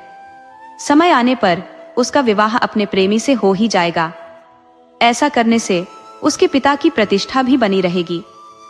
इस विचार ने उसकी आंखें खोल दी और उसने भागकर विवाह करने का इरादा त्याग दिया। इसीलिए उसने वह कीमती हार दान कर दिया। ये बताते हुए उसकी आंखों से आंसू बह निकले। महाराज ने कहा, बेटी, सचमुच तुमने सही निर्णय लिया। यदि तुम भागकर विवाह करती तो हमारा सिर शर्म से झुक जाता। भगवान का शुक्र है कि तुम्हें सद्बुद्धि आ गई। इसके बाद राजा सूर्य सिंह ने प्रसन्न होकर सारंगी वादक से कहा, सारंगी वादक, तुम्हारे कहे हुए दोहे की वजह से हमारे पुत्र और पुत्री को सद्बुद्धि आ गई है, इसलिए हम तुमसे बहुत प्रसन्न हैं। हम तुम्हें और तुम्हारी नृत्य मंडली को 10,000 स्वर्ण मुद्राएं इनाम में देते हैं। सारंगी वादक ने कहा, महाराज, आपकी सदा जय हो। इस दौरान सन्यासी देवदत्त भी यह सब देख रहे थे। सभा समाप्त होने के बाद वह भी पलाश वन की ओर लौट गए। कई दिनों की यात्रा के बाद जब वे पलाश वन पहुंचे तो वरुण ने उनका स्वागत किया। वरुण ने पूछा, देवदत्त, कैसा रहा तुम्हारा सफर? सब कुछ बहुत अच्छा था ऋषिवर, लेकिन मेरी समझ में ये नहीं आया कि आपने मुझे वहां क्यों भेजा। देवदत्त ने उत्तर दिया, देवदत्त, तुमने वहां सारंगी वादक से कौन सा दोहा सुना? ऋषि ने पूछा।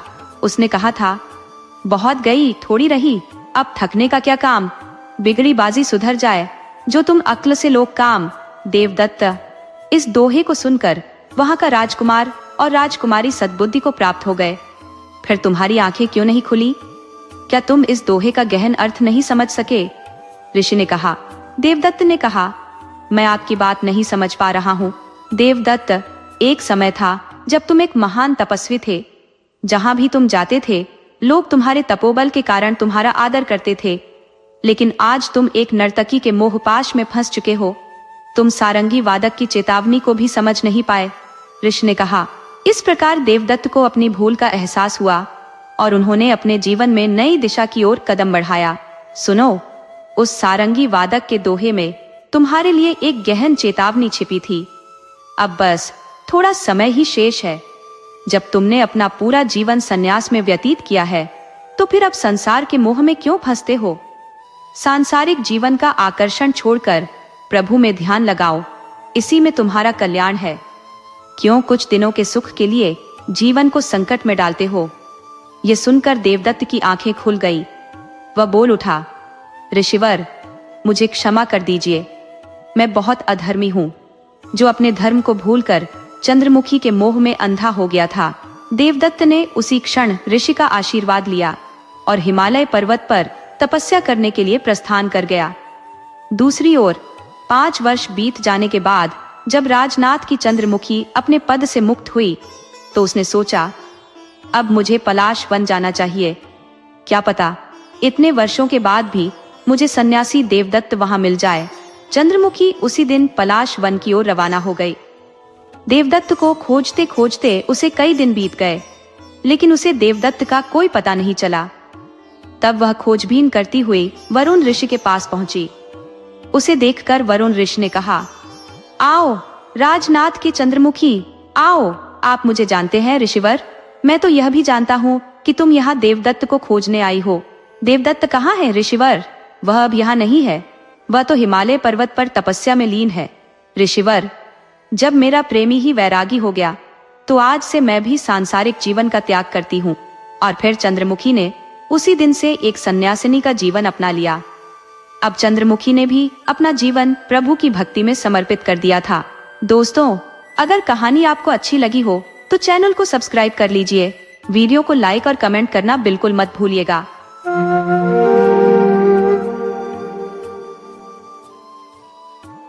सैकड़ों साल पहले की बात है। एक नगर था जिसका नाम था चंद्रपुर। वहां बंसी नाम के एक बहुत ही प्रतापी राजा का राज था। वो अपनी प्रजा का इतना ख्याल रखते थे कि लोग उन्हें भगवान जैसा मानते थे। राजा की एक रानी भी थी जिनका नाम था कमलावती। राजा उन्हें जी जान से चाहते थे, मगर उनकी जिंदगी में एक बहुत बड़ी कमी थी। शादी को 12 साल हो चुके थे, लेकिन उनकी कोई औलाद नहीं थी। ये बात राजा को अंदर ही अंदर बहुत परेशान करती थी। रानी भी इस बात को समझती थी, मगर वो भी क्या करती। राजा से ज्यादा तो रानी को इस बात का दुख था। राजा ने कई बार राजवैद्य को बुलाया और कहा, आप रानी के लिए कोई ऐसी दवा दीजिए कि वो मां बन सके। राजवैद्य ने भी बहुत कोशिश की, मगर वो भी हार मान चुके थे। एक दिन वो राजा से बोले, महाराज, जहां दवा काम नहीं करती वहां दुआ काम आती है। मेरा सुझाव है कि आप किसी महात्मा से मिले, तभी आपकी गोद भर पाएगी। पुराने जमाने में कई राजाओं के साथ ऐसा ही होता था। उनके पास धन दौलत की कोई कमी नहीं होती थी, मगर उस धन को संभालने वाला वारिस नहीं होता था। राजा को राजवैद्य की बात अच्छी नहीं लगी। वो बोले, मुझे किसी महात्मा से नहीं मिलना है, ये लोग तो और भी झंझट बढ़ा देंगे। रानी ने भी राजा को समझाने की बहुत कोशिश की। महात्माओं से मिलने में क्या बुराई है, मगर राजा तो साधु संतों के नाम से ही चिढ़ते थे। उनकी इस नफरत की वजह महल के कुछ ही लोग जानते थे, बाकी किसी को कुछ पता नहीं था। यह बात करीब 16 साल पुरानी है। राजा की एक बहन थी जिसका नाम चमेली था। वो बचपन से ही साधु संतों की बहुत सेवा करती थी। जो भी संत महल में आते वो उन्हें बिना भोजन कराए जाने नहीं देती थी। वो अपने पिता और भाई दोनों की बहुत लाडली थी। खासकर बंसी के लिए तो वो एक गुरु जैसी थी। बंसी से बड़ी थी वो उम्र में। जब वो जवान हुई तो उनके पिता बिकाऊ ने उनकी शादी की तैयारी शुरू कर दी। वो चाहते थे कि पहले चमेली की शादी हो जाए, फिर बंसी की। राजा बिकाऊ एक अच्छे राजकुमार की तलाश में थे कि एक दिन एक जवान सन्यासी महल में आया। चमेली ने हमेशा की तरह उस सन्यासी को अपने कमरे में ठहराया जहां वो खुद रहती थी। महात्मा वहीं पर भोजन करते थे। वो जवान सन्यासी भी राजकुमारी के कमरे में चला गया और घंटों तक बाहर नहीं आया। बंसी को कुछ शक हुआ। वो सोचने लगा कि सन्यासी इतने देर से बहन के कमरे में क्या कर रहा है। जब वो कमरे में गया तो देखा कि न तो सन्यासी वहां था और न ही चमेली। बंसी को बहुत अचरज हुआ। वो ये बात किसी को बता भी नहीं सकता था कि राजकुमारी एक सन्यासी के साथ भाग गई है, मगर सच तो सामने था। बंसी ने धीरे से ये बात राजा को बताई। राजा बिकाऊ ने उसे समझाया, तुम बिना किसी को बताए चुपचाप अकेले ही चमेली का पता लगाओ। मुझे लगता है कि इसमें उसकी कोई गलती नहीं है। उस धोखेबाज सन्यासी ने तंत्र मंत्र से उसे अपने वश में कर लिया होगा। राजा ने बंसी को हुक्म दिया कि उस ढोंगी साधु को मत छोड़ना, चाहे जिंदा हो या मुर्दा, उसे पकड़कर राज दरबार में ले आना। बंसी ने कई दिनों तक दोनों को जंगल में तलाशा। एक दिन उसे एक भील परिवार मिला। उन्होंने बताया, एक नकली साधु एक लड़की को भगाकर लाया था। वो हमारे घर से थोड़ी दूर एक गुफा में रहता था। 2-4 दिन तो वो उस लड़की के साथ रहा, मगर फिर एक दिन उस लड़की की लाश गुफा के पास दिखी और वो सन्यासी गायब था। जब वो आई थी तो उसके शरीर पर बहुत से गहने थे, पर जब वो मृत मिली तो उसके शरीर पर ठीक से कपड़े भी नहीं थे। वो कोई साधु नहीं बल्कि एक लुटेरा था जिसने राजकुमारी की इज्जत के साथ खिलवाड़ किया और फिर उसे मारकर उसके गहने लेकर भाग गया।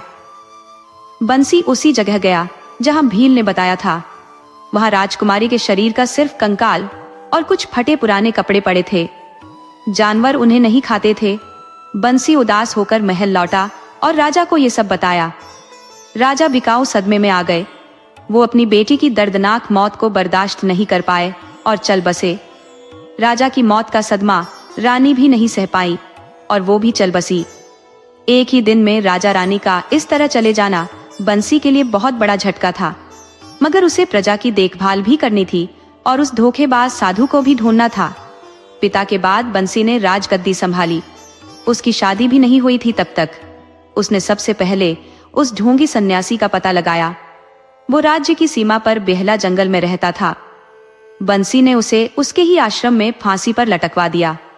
उसके आश्रम में 10 से ज्यादा जवान लड़कियां कैद थी। राजा बंसी ने उन सबको आजाद कराया। उन लड़कियों ने राजा का बहुत शुक्रिया किया। जब उन्होंने उस ढोंगी सन्यासी की करतूतें बताई तो राजा का दिल रो पड़ा। वो उनके साथ ऐसी ऐसी क्रूरता करता था कि कोई सुन नहीं सकता था, मगर अब राजा ने उसे मौत के घाट उतार दिया था। राजा बंसी अपने नगर लौट आए और राजकुमारी कमलावती से शादी की। अब 12 साल हो चुके थे, लेकिन कोई संतान नहीं हुई थी।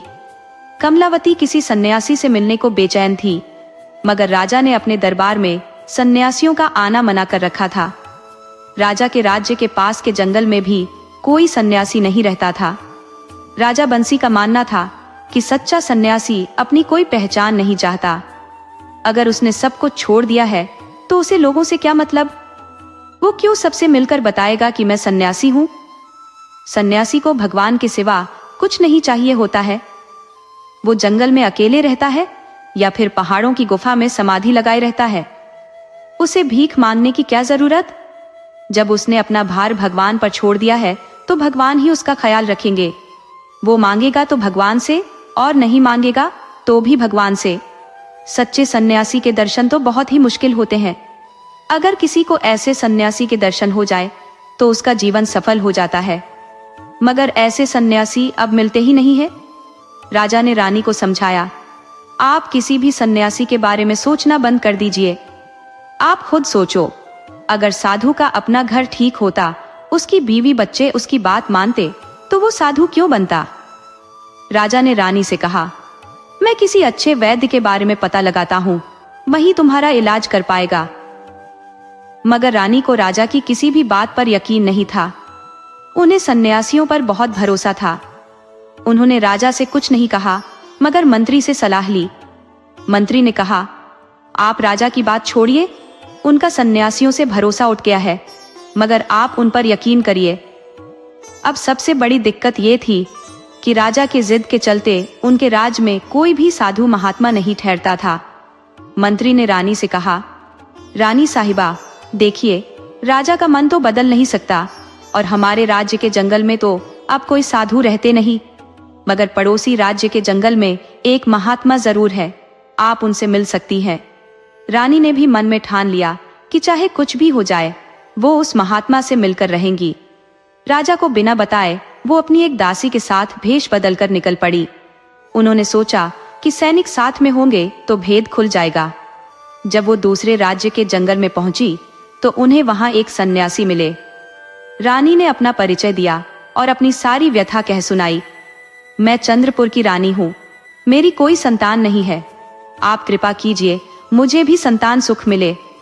महात्मा ने रानी की बात सुनी और कहा, पहले संतान की बात छोड़ो, तुम जितनी जल्दी हो सके इस जंगल से चली जाओ। अगर जिंदगी रही तो फिर कभी मिलना। इस समय तो तुम्हारी जान पर बनी है, तुम्हें राजमहल से बाहर निकलना ही नहीं चाहिए था। रानी वहां से जाना नहीं चाहती थी, वो महात्मा के पास ही बैठी रही। ये देखकर महात्मा बहुत गुस्सा हो गए और बोले, जल्दी जाओ यहाँ से, तुम्हारी जान खतरे में है। रानी अपनी दासी के साथ वहां से चल दी। अभी वो महात्मा के आश्रम से थोड़ी ही दूर गई थी कि अचानक एक पेड़ की मोटी डाली टूटकर उनके ऊपर गिर पड़ी। चोट इतनी भयानक थी कि रानी वहीं पर दम तोड़ गई। दासी किसी तरह बच गई। वो दौड़कर महल में वापस आई और राजा को रानी की मौत की खबर दी।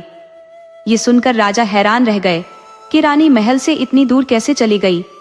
ये सच ही है कि जिसका मरण जहां लिखा होता है वो वहां पहुंच ही जाता है। रानी के चले जाने का गम राजा को बहुत हुआ। उन्होंने अपने माता पिता को खोया था, तब भी वो इतने दुखी नहीं हुए थे। मंत्री सारंगी ने राजा का दुख भांप लिया और तुरंत पड़ोसी राज्य की राजकुमारी चित्रलेखा से उनका विवाह करा दिया। राजा को नई पत्नी मिलने पर कोई ज्यादा खुशी नहीं हुई। मंत्री सारंगी ने उन्हें समझाया, महाराज, उस रानी का मोह छोड़ दीजिए। उनके होने या न होने से कोई फर्क नहीं पड़ता था। ऐसी रानी के साथ क्या रहना था जिसे कभी बच्चा ही नहीं हो सकता था। ये रानी चित्रलेखा तो बहुत भाग्यशाली है। देखना, जल्दी ही आप पर भगवान की कृपा होगी। धीरे धीरे राजा चित्रलेखा से घुल मिल गए और उनसे बहुत प्यार करने लगे। सच में रानी चित्रलेखा बहुत भाग्यशाली साबित हुई। उन्हें एक पुत्र हुआ जिसका नाम मुरली रखा गया। राजा खुशी से झूम उठे। उन्होंने पूरे महल में जश्न मनाया। गरीबों में खूब पैसे, कपड़े और मिठाइयां बांटी गई। इस तरह राजा के दिन सुख चैन से बीतने लगे। वो अपनी प्रजा की देखभाल में लगे रहे। करीब 10 साल बीत गए। राजकुमार मुरली अब 9 साल का हो गया था, मगर मुरली में राजा का एक भी गुण नहीं था। यहाँ तक कि वो अपनी माँ पर भी नहीं गया था। ये बात रानी समझ रही थी कि वो उन दोनों पर नहीं, बल्कि अपने मामा पर गया है। रानी का बड़ा भाई बहुत धूर्त और मक्कार था।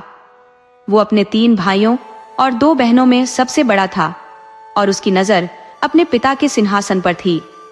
मगर रानी के पिता ने समय रहते ही उसके इरादों को भांप लिया था और उसे राज्य से निकलवा दिया था। मुरली में उसी के सारे अवगुण थे। रानी किसी भी कीमत पर मुरली के अंदर की बुराई को खत्म करना चाहती थी। इसीलिए उन्होंने महल में ही राजकुमार की शिक्षा का इंतजाम करा दिया था। राजकुमार मुरली महल में पढ़ाई तो कर रहा था, मगर उसके अंदर के विकार खत्म नहीं हो रहे थे। एक दिन किसी खास काम से राजा को अपने ससुराल जाना पड़ा। वहां एक बड़ा कार्यक्रम था। रानी 3-4 दिन पहले ही चली गई थी। कार्यक्रम में एक हाथी की पूजा होनी थी। पूजा के समय हाथी अचानक भड़क गया और दौड़ने लगा। वो उसी तरफ भागा जहां राजा बंसी अपनी जान बचाने के लिए छिप गए थे। सब लोग अपनी जान बचाने के लिए भाग रहे थे। हाथी ने राजा बंसी को देख लिया। उसने उन्हें सूंड से उठाकर पटक दिया और फिर कुचल डाला। राजा की तुरंत मौत हो गई। चारों तरफ भगदड़ मच गई। उत्पात मचाता हुआ हाथी जंगल की तरफ भाग गया। राजा बंसी की मौत से रानी चित्रलेखा पर तो दुखों का पहाड़ टूट पड़ा। वो बहुत विचलित हो गई, मगर उनके पिता ने उन्हें बहुत समझाया, जिसके बाद उन्होंने अपने पति की राजगद्दी संभाली। राजकुमार मुरली अभी बहुत छोटा था, इसलिए सारी जिम्मेदारी रानी पर आ गई। रानी को प्रजा के साथ साथ अपने बेटे मुरली की भी जिम्मेदारी उठानी थी। इसीलिए रानी ने मुरली को गुरुकुल भेज दिया। गुरुकुल जाकर मुरली और भी आजाद हो गया और क्रूर बनता गया। अपने साथियों को सताने में उसे बहुत मजा आता था। साथी उससे डरते भी थे, क्योंकि वो राजा का बेटा था और कल को वही राजा बनने वाला था। वो सोचते थे, अगर आज शिकायत कर दी तो भले ही ये पिट जाएगा, मगर कल जब ये राजा बनेगा तो हम सबको फांसी पर लटका देगा। इसीलिए वो राजकुमार मुरली का हर जुल्म सह जाते थे। साथियों का शिकायत न करना मुरली के मनोबल को बढ़ा रहा था। वो क्रूर होने के साथ साथ लालची भी होता चला गया। धीरे धीरे समय बीता और राजकुमार मुरली 18 साल के हो गए। गुरुकुल की पढ़ाई खत्म करके गुरुजी ने उन्हें वापस राजमहल भेज दिया। गुरुजी को पता था कि राजपाट अभी रानी के हाथ में है और राज्य को एक राजा की बहुत जरूरत है। जब मुरली महल वापस आए तो रानी उन्हें देखकर बहुत खुश हुई, मगर उन्होंने मन में सोच लिया था कि वो बिना परखे मुरली को सीधे सिंहासन पर नहीं बिठाएंगी। वो अभी बस काम चलाओ राजा बनेगा और राज्य की असली बागडोर अभी भी रानी के हाथों में ही रहेगी। रानी ने मुरली से कहा, बेटा, अगर तुम्हारा व्यवहार प्रजा के साथ अच्छा रहा तो अगले साल तुम्हें पूरा राज सिंहासन मिल जाएगा। अगर तुम्हारा रवैया ठीक नहीं रहा तो तुम कभी राजा नहीं बन पाओगे। तब तक इस राज्य पर मेरा ही राज रहेगा। मुरली ने हैरानी से पूछा, माँ, आप ये क्या कह रही हैं? अगर आपको मुझ पर भरोसा नहीं है तो आप ही राज सिंहासन अपने पास रखिए। रानी बोली, ये तो 1 साल बाद ही पता चलेगा। अभी तुम बस काम चलाओ राजा हो। ये बात सिर्फ तुम्हें पता है, प्रजा की नजर में तुम ही उनके राजा हो। कल से जाओ और प्रजा का ध्यान रखो। मुरली ने रानी का भरोसा जीतने के लिए प्रजा के बीच जाना शुरू किया। वो बड़ी ही सावधानी से प्रजा की देखभाल करने लगा। प्रजा को भी लगा कि उन्हें एक बहुत ही अच्छा राजा मिल गया है। मगर कुछ ही दिनों में प्रजा को समझ आ गया कि राजा अच्छा होने का सिर्फ दिखावा कर रहा है। असल में वो बहुत बड़ा लालची है। उसने राज्य का कर 2 गुना कर दिया। वो प्रजा को धमकी भी देता कि अगर किसी ने रानी माँ को ये बात बताई तो उसे राज्य से निकाल दिया जाएगा। प्रजा डर गई और राजा को कोसने लगी कि ये तो उनकी जिंदगी मुश्किल बना देगा। मगर प्रजा चाहे कुछ भी सोचे, रानी को मुरली पर पूरा भरोसा नहीं था। इसीलिए उन्होंने उसके पीछे जासूस लगा दिए थे। जासूस मुरली की हर हरकत पर नजर रखते और वापस आकर रानी को सब कुछ बताते थे। एक दिन मुरली ने रानी से कहा, माँ, राजकाज बहुत अच्छा चल रहा है, प्रजा बहुत खुश है। रानी बोली, मुझे पता है कि प्रजा का हाल कैसा है। तुमने उन पर 2 गुना कर लगा दिया है और वो अपनी जान बचाने में लगे हैं, और तुम कह रहे हो कि वो खुश है। अब तुम्हें प्रजा के बीच ही रहना होगा। तुम्हें सिर्फ उनके सुख दुख का ध्यान रखना है। मैंने 5 साल के लिए प्रजा का सारा कर माफ कर दिया है। अब तुम्हें उनसे कुछ नहीं मिलेगा, सिर्फ 5 साल तक उनकी मदद करनी है। मुरली को कुछ बुरी आदतें थी जिनके लिए उसे बहुत धन की जरूरत थी, मगर कहने को वो राजा था, फिर भी बिना रानी की इजाजत के 1 पैसा भी खर्च नहीं कर सकता था। और उसे 1-2 दिन नहीं, पूरे 5 साल तक ऐसे ही काम चलाना था। तभी संयोग से उत्तर के राजा कालपी ने अचानक मुरली के राज्य पर हमला कर दिया। रानी को मजबूर होकर मुरली को अपने राज्य की रक्षा का अधिकार देना पड़ा। मुरली ने सेनापति के साथ मिलकर एक भयंकर लड़ाई लड़ी और कालपी को हरा दिया। जीत के बाद मुरली ने सेनापति के साथ मिलकर एक योजना बनाई। आसपास के राजाओं को भी हराना पड़ेगा, नहीं तो ये बार बार हम पर हमला करने की योजना बनाते रहेंगे। मुरली अब बेवजह ही दूसरे राज्यों पर हमला करने लगा। उसके मन में जीत की ऐसी भूख पैदा हो गई थी कि वो अक्सर धोखे से पड़ोसी राजाओं पर हमला कर देता और उन्हें हराकर उनका सारा खजाना लूट लेता था। हालांकि मुरली के पास कोई बहुत बड़ी सेना नहीं थी और न ही वो कोई बहुत ताकतवर राजा था, मगर उसने धोखे से लड़ने की कला सीख ली थी और इसी के बल पर वो बड़े बड़े राजाओं को हरा देता था। उसकी इस आदत की वजह से कोई भी राजा मुरली से दोस्ती नहीं करता था। सभी राजा उससे डरने लगे थे। यहाँ तक कि कोई भी राजा अपनी बेटी की शादी मुरली से नहीं करना चाहता था। मगर उसे अभी शादी की परवाह नहीं थी। उसे तो सिर्फ धन की भूख थी। उसने दुनिया का सबसे अमीर राजा बनने का सपना देख लिया था। वो जितना भी धन लूट कर लाता, उसे राज दरबार के एक बड़े से कमरे में जमा करता जाता। वो रोज अपने खजाने में बैठकर हीरे जवाहरात को निहारता। वो सोने के सिक्कों और मोहरों को गिनते गिनते थक जाता, तब जाकर अपने कमरे में सोने जाता। उसे अब रानी की भी कोई चाहत नहीं थी। मनोरंजन के लिए रंगशाला में नाचने वाली लड़कियां मौजूद थी। रानी ने रंगशाला पर कोई रोक नहीं लगाई थी, मगर अब वो चाहती थी कि मुरली की शादी हो जाए। वो सोचती थी कि मुरली अपनी गलतियां तभी सुधार पाएगा जब उसकी रानी आएगी और उसे सही रास्ता दिखाएगी। जब मुरली अपना ज्यादातर समय नाचने वाली लड़कियों के साथ बिताने लगा, तो उसकी इस आदत से परेशान होकर राजमाता ने उसे समझाया, बेटा, धन का लालच छोड़ो, रंगशाला में रात बिताना बंद करो, ये नशा छोड़ दो। अब किसी राजकुमारी से शादी कर लो, क्योंकि तुम्हारी उम्र निकलती जा रही है। तुम 20 साल के हो चुके हो। कोई राजा लंबे समय तक कुंवारा नहीं रह सकता। मजबूरी में 2-4 महीने या 1 साल तो चल सकता है, मगर हमेशा नहीं। इंसान की जवानी दिन की रोशनी जैसी होती है। जब तक उजाला है, शादी कर लो, जीवन साथी का सुख भोग लो, बच्चे पैदा कर लो। इस चमक दमक का कोई भरोसा नहीं, ये कभी भी ढल सकती है। शाम हो जाने पर तुम कुछ नहीं कर पाओगे और रात हो जाने पर कोई किसी का सहारा नहीं होता। तुम्हारे बच्चे ही तुम्हारे काम आएंगे। बुढ़ापा रात की तरह होता है। बूढ़े हो जाने पर पत्नी और बच्चे ही सहारा बनते हैं। तुम्हारे ये मंत्री या सैनिक कोई काम नहीं आएंगे, बल्कि बुढ़ापे में तो तुम्हारा सबसे भरोसेमंद मंत्री या सेनापति ही तुम्हें गद्दी से हटा देगा और तुम्हें या तो राज्य से निकाल देगा, या फिर तुम्हें हमेशा के लिए जेल में डाल देगा, या फिर अपनी राह से हटाने के लिए तुम्हें फांसी पर चढ़ा देगा। यही एक कुंवारे या बिना बच्चों वाले राजा की सच्ची कहानी है। इसीलिए जल्दी से शादी कर लो।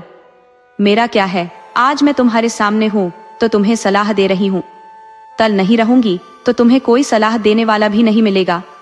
वैसे भी एक माँ को राजकाज का सुख नहीं चाहिए। माँ की बातें सुनकर मुरली को लगा कि कहीं सच में उसके मंत्री या सेनापति उसे हटा न दे। अगले दिन उसने अपने मंत्री सारंगी को आदेश दिया, मेरे लिए एक राजकुमारी ढूंढो।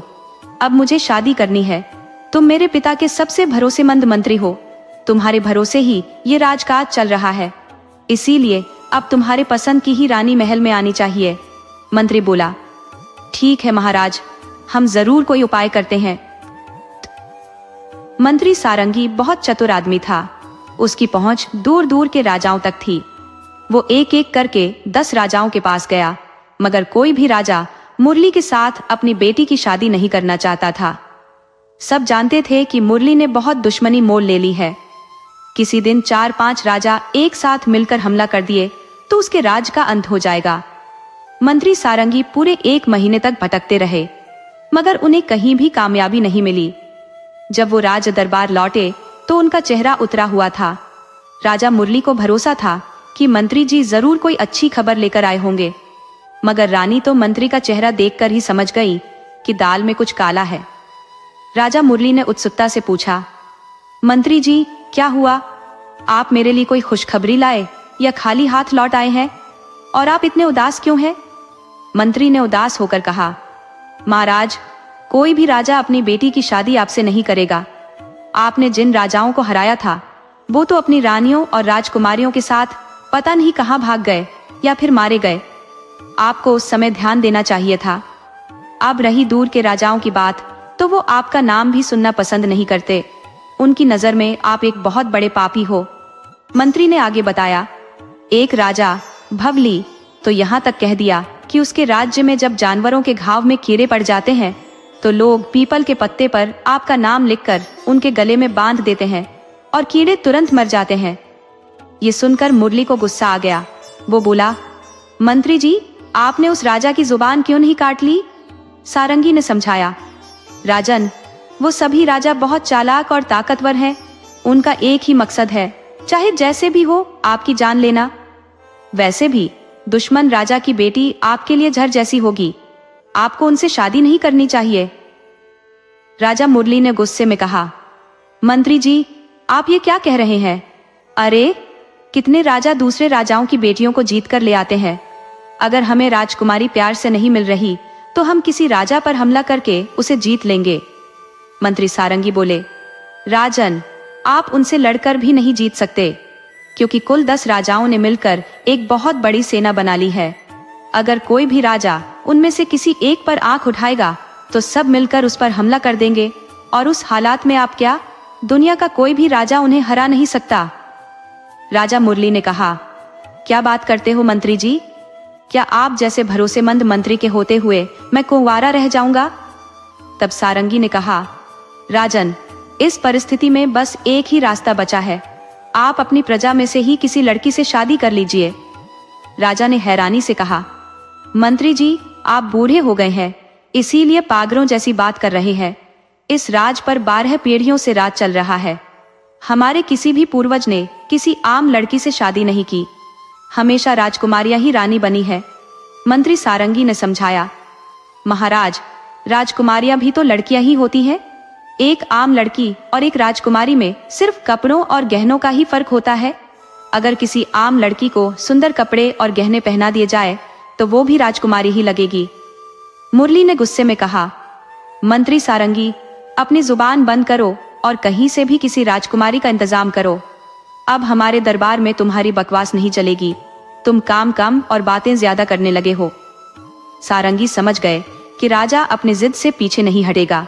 उन्होंने सोचा कि कुछ दिनों के लिए उसे बहलाना ही ठीक रहेगा।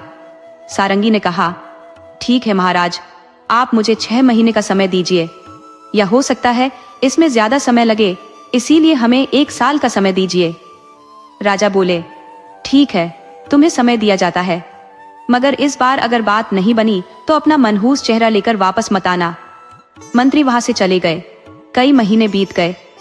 इसी बीच एक दिन नगर के कुछ लोग राज दरबार में आए और राजा से बोले, महाराज, कोई चोर आए दिन हमारे नगर में चोरी कर रहा है। वो सिर्फ बड़े व्यापारियों को ही निशाना बना रहा है।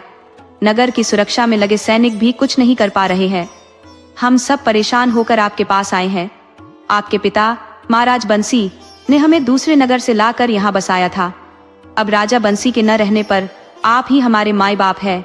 अगर हमें सुरक्षा नहीं मिली तो हम लुट जाएंगे और बर्बाद हो जाएंगे।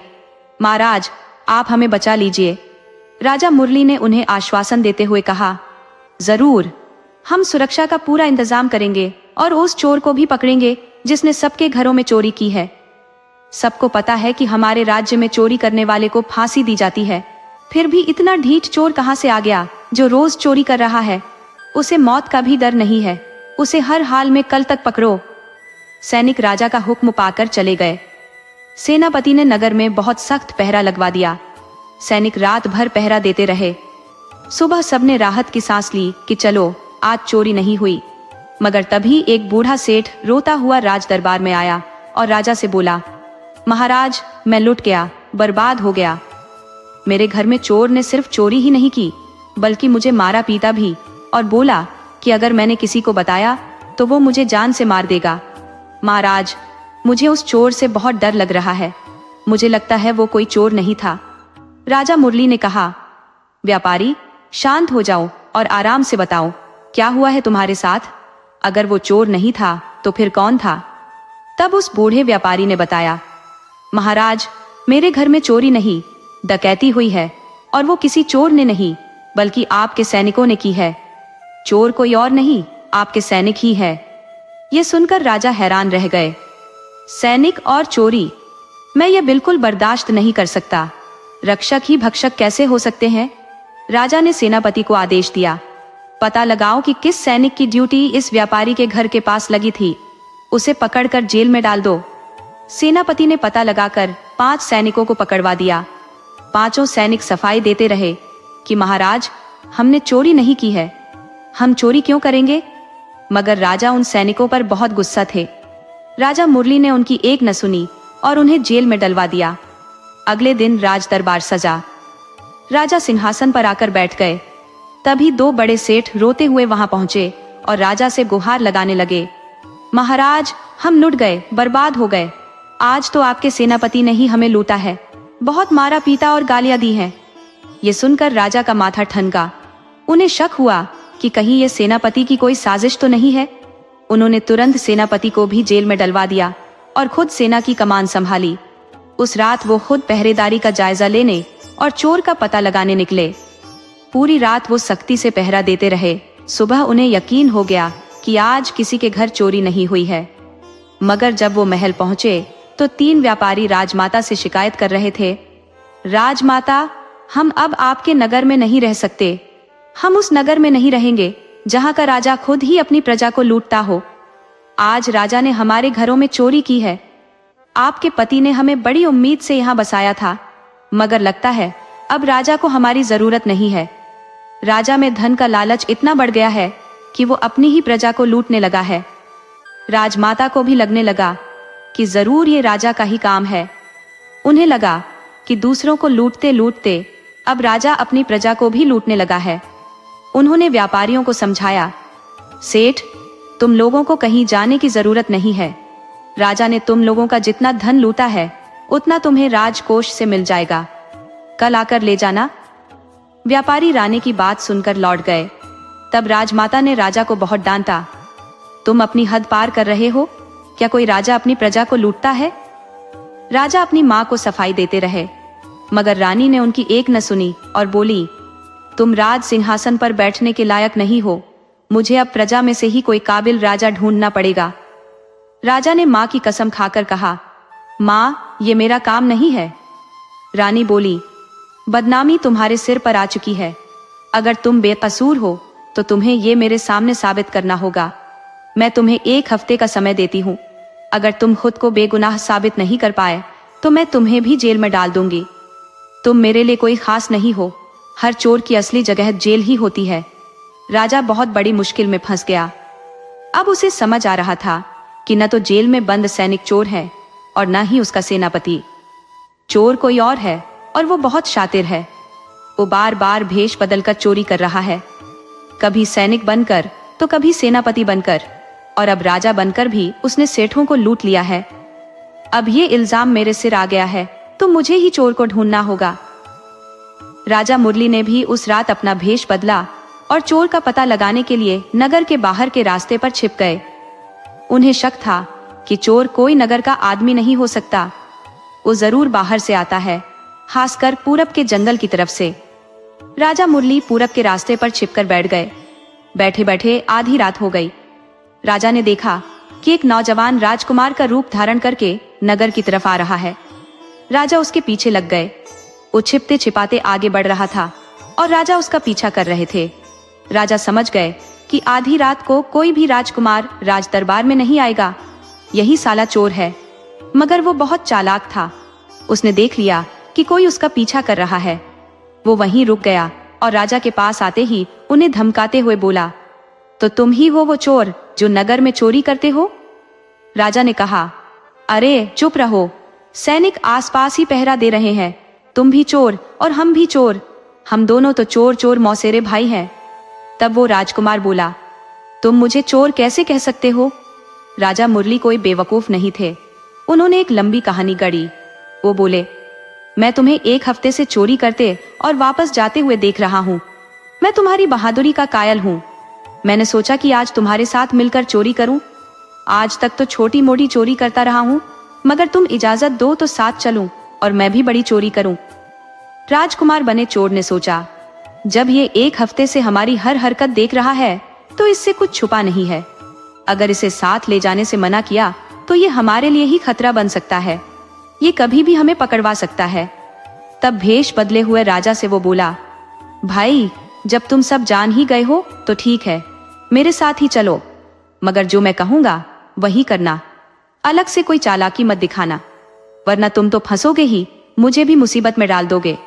दोनों बचते बचाते नगर में घुस गए। वो राजकुमार एक सेठ के घर में पिछले दरवाजे से घुस गया। राजा भी उसके साथ थे। राजकुमार बना चोर तलवार की नोक पर पहले सेठ को जगाया। सेठ से ही तिजोरी खुलवाई, सेठ से ही गहने और सिक्के थैले में भरवाए और वो थैला राजा के सिर पर रख दिया और चलने को कहा। राजा थैला लेकर सेठ के घर से बाहर निकल गए। राजकुमार ने सेठ को चुपचाप सोने को कहा और धमकी दी कि अगर सेठ ने शोर मचाया तो वो उसकी आंखों के सामने उसके बच्चों को मार देगा, फिर पत्नी मारी जाएगी और उसके बाद वो खुद मारा जाएगा। सेठ डर के मारे आंख बंद कर सो गया। तब राजकुमार राजा के पीछे पीछे चलने लगा और तलवार की नोक पर उन्हें अपने साथ ले जाने लगा। राजा बोले, देखो तुम बहुत बड़ी बेवकूफी कर रहे हो, तलवार को म्यान में रख लो। तुम्हें पता है राजा के सैनिक चप्पे चप्पे पर पहरा दे रहे हैं, किसी की नजर पड़ गई तो हम बेवजह मारे जाएंगे। मैं पहली बार इतनी बड़ी चोरी करने निकला हूँ। अगर मुझे पता होता कि तुम इतने बड़े बेवकूफ हो तो मैं तुम्हारे साथ आता ही नहीं। राजकुमार ने तुरंत अपनी तलवार म्यान में रख ली और बोला, अरे तुम आज से मेरे दोस्त हो, मैं तुम्हारी कोई बात जरूर मानूंगा। राजा को तो बस इसी मौके की तलाश थी। उन्होंने अपनी तलवार निकाली और राजकुमार की गर्दन पर रख दी। राजकुमार बोला, ये क्या दोस्त, ये तो धोखा है। राजा ने मुंह से सीटी बजाई। उनकी सीटी सुनते ही कई सैनिकों ने राजकुमार को घेर लिया और उसे बंदी बना लिया। तब राजा ने राजकुमार को बताया, मैं इस राज्य का राजा मुरली हूं। तुम कई महीनों से हमारी प्रजा को लूट रहे थे। तुम्हारी वजह से मैं बड़ी मुश्किल में फंस गया था। मेरे हाथ से राजकाज चला गया था। तुम्हारी वजह से हमारा सेनापति और कई सैनिक जेल में बंद है, मगर आज तुम्हें फांसी देकर मैं ये सारा झगड़ा ही खत्म कर दूंगा। राजा उस राजकुमार बने चोर को पकड़कर राज दरबार ले गए और रानी से बोले, माँ, असली चोर पकड़ लिया गया है, जो अलग अलग भेष बदलकर चोरी करता था। मैंने उसे खुद पकड़ा है और उसे आज दरबार की कार्यवाही शुरू होते ही फांसी पर चढ़ा दिया जाएगा। अब प्रजा चैन की नींद सो पाएगी और नगर के व्यापारी कहीं नहीं जाएंगे। राज दरबार में कार्यवाही शुरू हुई। राजकुमार बना चोर अपनी सफाई में कुछ कहना चाहता था, मगर राजा ने उसकी एक न सुनी और जल्लादों से कहा, इसे तुरंत फांसी पर चढ़ा दो। तब आखिरी बार चोर ने राजा से कहा, महाराज, मरने से पहले हर मुजरिम की आखिरी इच्छा पूरी की जाती है। आप भी मेरी एक इच्छा पूरी कर दीजिए।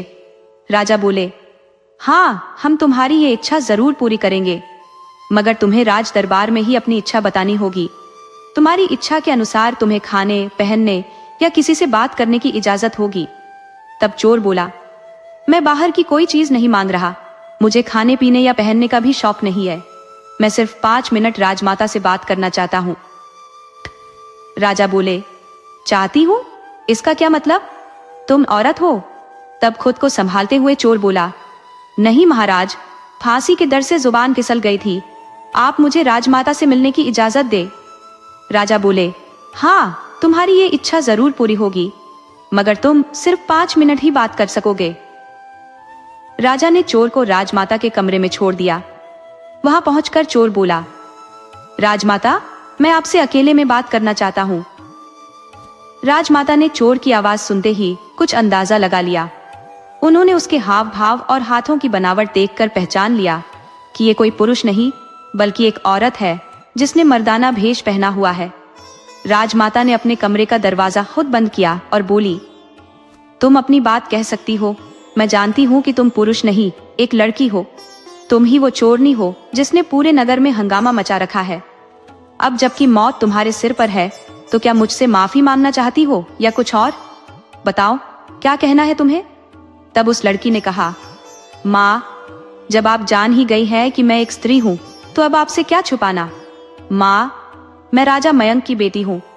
राजा मुरली ने हमारा राज हमसे छीन लिया है। हम जंगल में छिपकर रह रहे हैं। मेरे माता पिता, 2 भाई और मैं पिछले 3 साल से जंगल में घास फूस खाकर जी रहे थे, मगर मैंने ठान लिया था कि मुझे अपना राज्य वापस पाने के लिए कुछ न कुछ करना होगा। इसीलिए मैंने राजा को चुनौती देने के लिए चोरी करना शुरू किया और उन्हें परेशान कर दिया, मगर आखिर में मैं पकड़ी गई। राज्य के कानून के हिसाब से मुझे फांसी तो होनी ही है, मगर मरने से पहले मेरी आपसे एक गुजारिश है कि आप मेरे पिता को उनका राज्य लौटा दें। राजमाता बोली, राजकुमारी, तुमने ऐसा कैसे सोच लिया कि मेरे पास आने के बाद भी तुम्हें फांसी होगी? अब तो सजा मुरली को मिलेगी और हम तुम्हारे पिता को उनका राज्य भी वापस लौटा देंगे। हमें किसी के राज्य का लालच नहीं है, मगर इससे पहले मैं तुम्हें अपनी बहू बनाना चाहूंगी, पर यह तभी होगा जब तुम अपनी मर्जी से मानोगी। तुम एक राजकुमारी हो और राजकुमारियां ही रानी बनती है। तुम्हारे पिता के मन में बदले की जो आग है, वो राज्य वापस देकर भी कम नहीं होगी। वो आग तभी शांत होगी जब तुम मेरी बहू बनना स्वीकार करो। राजकुमारी बोली, माँ, ये तो आपकी महानता है कि आप एक चोरनी को रानी बनाने की सोच रही है। उधर राजा मुरली को देर हो रही थी, तो वो खुद देखने चले आए। राजमाता ने राजकुमारी को सुंदर कपड़े और गहने पहनाकर दुल्हन की तरह सजा दिया था। राजा ने आते ही कहा, माँ, जल्दी करो, चोर को बाहर भेजो, उसे फांसी देने का समय निकला जा रहा है। राजमाता बोली, अरे बेवकूफ, उसकी फांसी का नहीं, तुम्हारे विवाह का समय निकला जा रहा है।